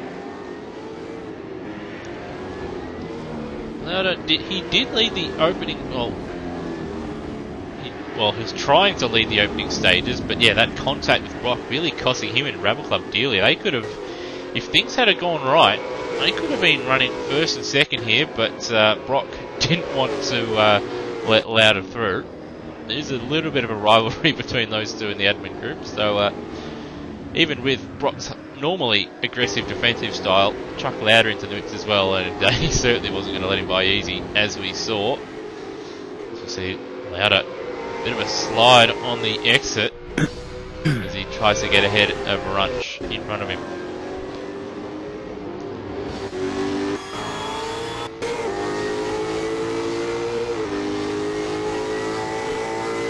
I think Ches at the back of this group, I think he's just happy to stay at that little gap there and just wait and see what happens between these two, and then just pick off the pieces as he can.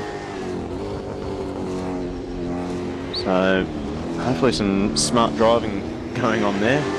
And in fact, Lauder thought about a dive bomb there, but had to pull out of it. Similar to Scott Pye made a move, I think it was Wing Cup or Van Gisbergen there. He just ran a little bit quicker through the left-hander and then set up a move, the right-hander there in the staircase. Looks like we've got Delaney's dropped a couple spots, so he's made an error somewhere, and that has allowed Cotter to get by, and I reckon he was in front of Crab for a second as well.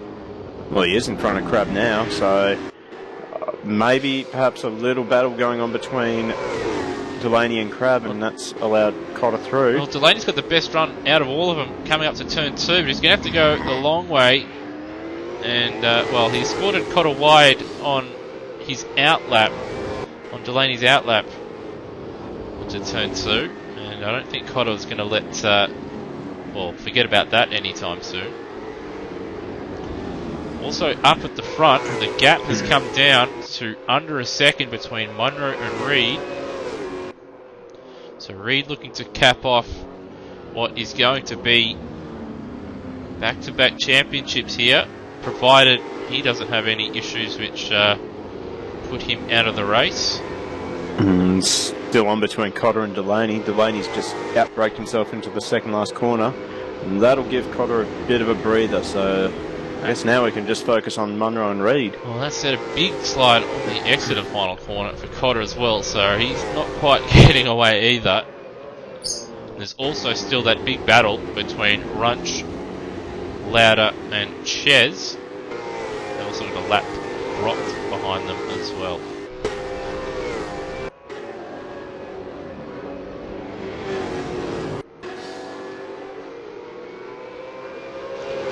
Lauder there in the background, just running a bit wide and glancing the wall there.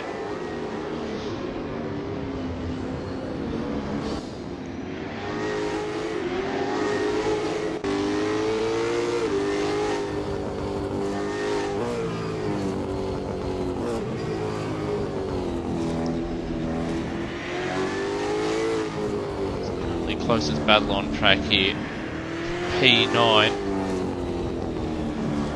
Lauder has just slipped a little bit away from Runch.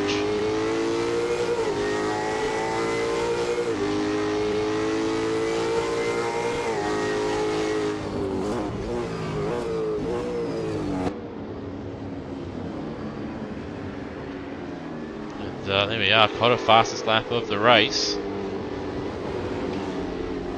7.5 seconds away with 10 laps to go.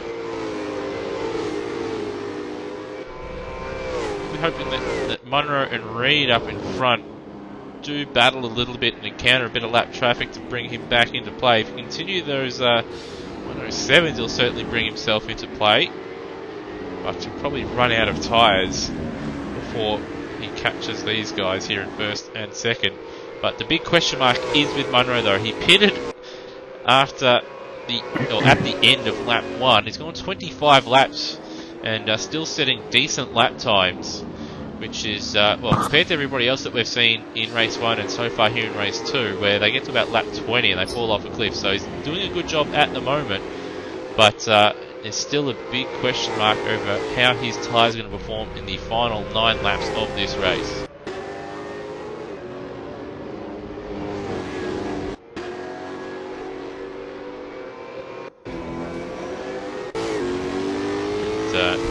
Nice little battle as well now forming between Dominiak and Euro.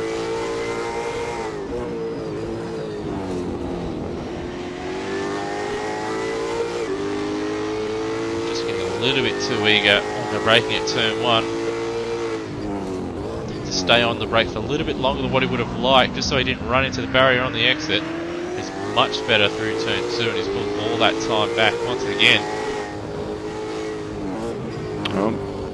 Meanwhile, back behind, Runch and Lauder are back at it again. Lauder is just probing for a way through. Not going to do it here, but he'll play the switchback going through the staircase. And just try and force Runch to compromise his exit. A little bit of contact between Runch and Lauder on the exit there has allowed Ches to get involved, but Ches just backing out of it.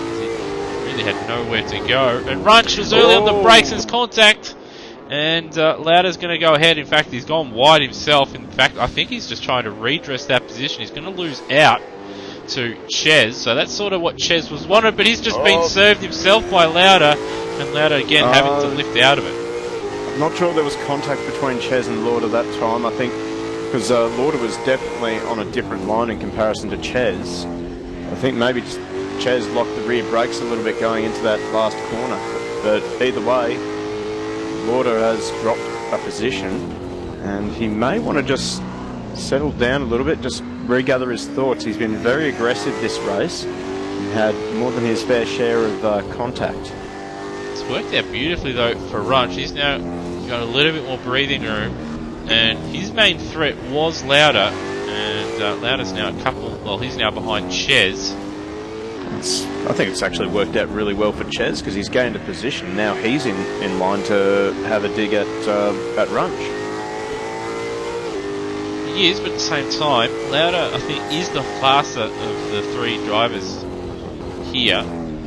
He's just can't quite get by Runch, and now he's going to have to get by Ches as well.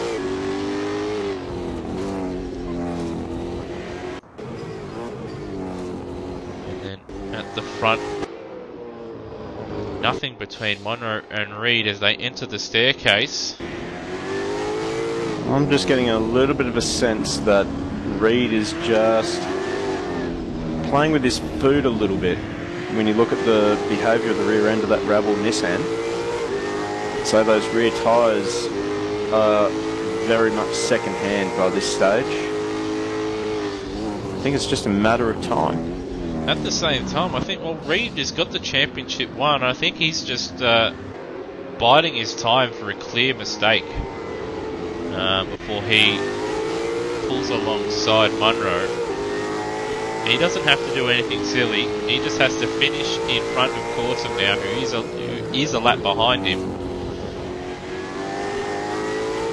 Oh, he's definitely got room to play with, that's for sure. He does. That said, Munro's still, despite his laps being about 28 laps old, he's still running in the 108s, so that's significantly better than what people were able to manage in race 1 when their tyres were running this long. So I reckon he has to be on the soft tyre as opposed to the super soft to make his tyres last this long and set these lap times. That said, he hasn't had a good run here through the staircase. A little bit of contact and rubbing between himself and Reid. But Reed not really pressing the issue. They are losing time to Cotter behind. Gap only 5.5 now between Reed and Cotter. So if these guys continue to drop a little bit of time here and there, and maybe one bad lap or two, you might see Cotter in the mix for this as well. We'll have a look at the lap times as they cross over the line. So I have a sneaking suspicion that Munro will be dropping off a cliff by now. A 108.7, and 108.8 for Reed, and a 108.3 for Cotter, so half a second there. But Cotter has some lap traffic.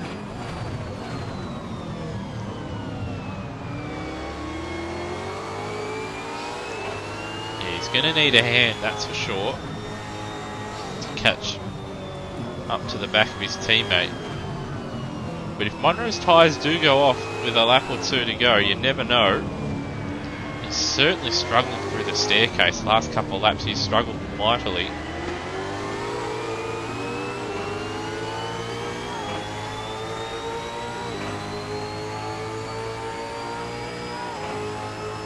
And I would say that we've had our third retirement of the day with Brock back in the pits, and he's been in there for quite some time, so huge shame for Brock. He put in a brilliant first 10 laps, led, and was putting on a great show with Lauder, but then, you know, obviously contact just sort of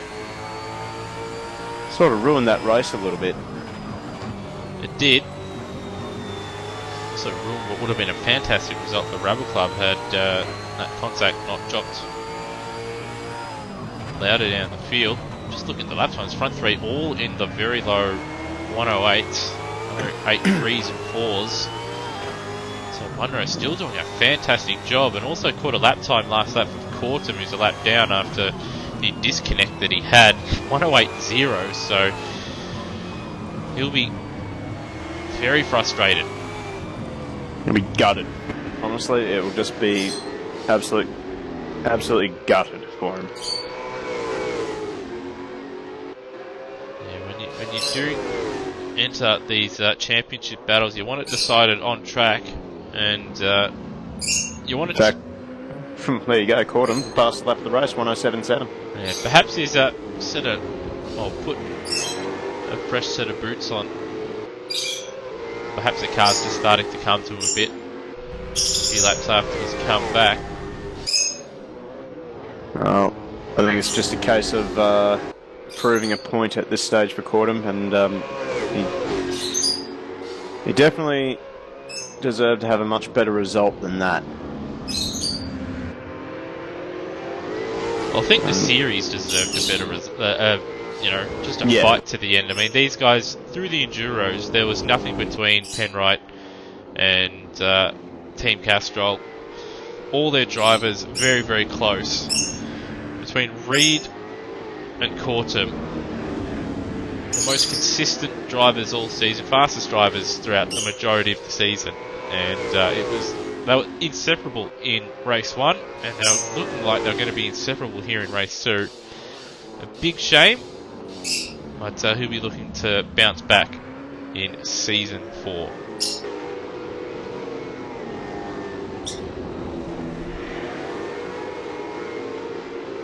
Got Keys in the pits as well, so perhaps he's had an off somewhere, or he just wants to whack on some super softs and set some fast lap times. Mid 108's that time for Munro and Reed. Low 108 for Cotter, so Cotter's coming, but he's running out of time. Yeah, he's going to need a set of 107 somewhere, or hope that the guys in front set of 109, or a couple 109s and 10s for these final couple laps here. But Munro doing what he has to do to bring home a clean sweep, but he's made a little bit of a mistake there. It's opened the door for Reed, and he's going to have to go defensive through the staircase. Reed having a look up the inside, but just backing out of it in the end there. He's having a look again. Rear tyres on that Nissan, they are not looking very happy. Can't get the drive down. That's going to leave him vulnerable, especially down this final corner. But that line that Munro takes, that's his normal race line. He's not blocking. That makes it very, very hard. Reed just trying to get a better exit, just losing the rear end a little bit as well. He has done a fantastic job making these tyres last from lap number 1. He came in lap 1. I'm sure that would have raised a lot of eyebrows. He's in the wall! He's in the wall, but it doesn't look like it's going to cost him too much time, but will it cost him lap time with damage? Honestly, I've got to stop talking so highly of drivers. Every time I do, they just plant it into the fence. All these drivers are the greatest drivers in the world. They're all doing the best job. That's not how this works. That's not how it works. Reed, once again, closing right up here through the staircase. Just able to put his car where he wants, while Munro just hanging on through there. There's only a few more opportunities for Reed to get the job done if he wants to take a win here. He will win the championship if he finishes. I think this is just more for proving a point and finishing the season in style. Been patient for a good, about 15 or so laps. But Munro done a fantastic job so far. Just got 2.5 kilometres to go. In fact, Reed a little bit wide and slow through turn 1, and that's going to buy Munro time. But as we've seen, Munro struggles mightily down the hill and through the staircase. So there's probably just one more opportunity for Reed, and that'll be down the bottom of the hill, and he'll probably have to do it the long way. As we've seen, a big slide for Munro. And another just one. Understeer. He's got understeer as well, so not only has he got exit oversteer from lack of drive, he's got lack of steer from the front. Bit of a slide on the exit for Reed means he doesn't get the most ideal exit. So Munro, all he's got to do is just pull it up at the hairpin, and he should be good as gold. Bit of a lock-up though, and that might allow him through. He will have the inside for the final corner though. And he's just pulled in front of Reed. And again, misses the apex of the final corner, but Reed hasn't quite got the exit. Munro is going to hold on. He pitted from the back of the field after the end of lap 1, and he's made his tyres last, but it doesn't matter because Reed is the Season 3 AK Racing Championship. Unfortunately, due to a disconnect for Cortum in the end, Cotter will finish in 3rd. Penrite Erebus Racing taking home the team's championship, so double championship for those guys. Delaney will finish in 4th, followed by Crab in 5th. We're also seeing a bit of Penrite's tandem drifting down that straight there. But Reed, he's drove a fantastic race. Bit of a shame that the championship result was decided by technical issues, but it can happen to anyone. Sometimes championships come down to skill, and other times they come down to just plain old luck. Yeah, unfortunately, this one coming down to the computer gods. But it has to be said, both those guys deserving of the championship. But this time, it goes to Reed, back-to-back champion here for AK Racing. So well done to him, and for the Penrite Erebus team with Matt Cotter there, taking home the team's championship. Great effort from Delaney and Cortum. 2nd in the drivers, 2nd in the team's championship.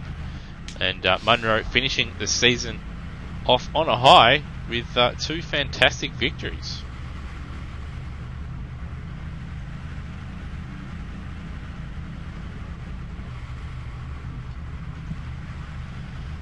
Well, I think that just about wraps it up for tonight. It's been an absolute pleasure being on the commentary team again. Well, it's a pleasure to have you on board for Sandown and for the final race here at Newcastle. It will be a passing of the torch as you'll be taking forward the future broadcast here at AK Racing. So when I can, I'll maybe jump in if you want a fellow co-commentator. But yeah, from my point of view, thank you for the admins and everybody at AK Racing for putting on a fantastic Supercar Championship, where before the grids were split, we had over pretty much 40 cars at Adelaide Raceway and Albert Park. So massive, massive numbers here. Some great racing. And, of course, you can't ask for anything more than a championship battle being decided in the final race, where whoever finishes first or ahead of the other guy wins the championship. So, well done again to Reed and Erebus, but thank you to everyone at AK Racing and everybody that has participated in what has been a fantastic season. So, from myself and from everybody at AK, we hope you've enjoyed the Season 3 of the AK Racing Supercar Championship, and you'll catch the future broadcasts on, the Go Race Twitch channel? Yeah, that's correct. It's Go Race _promotions on Twitch. You can head on over there and drop us a follow, or even subscribe to us, whatever you feel like. And we'll be very proud to take over the broadcast for AK Racing as well. All right. Well, hope you've enjoyed tonight's broadcast, and you'll see AK Racing's next stuff on the Go Race channel on Twitch. Have a good one.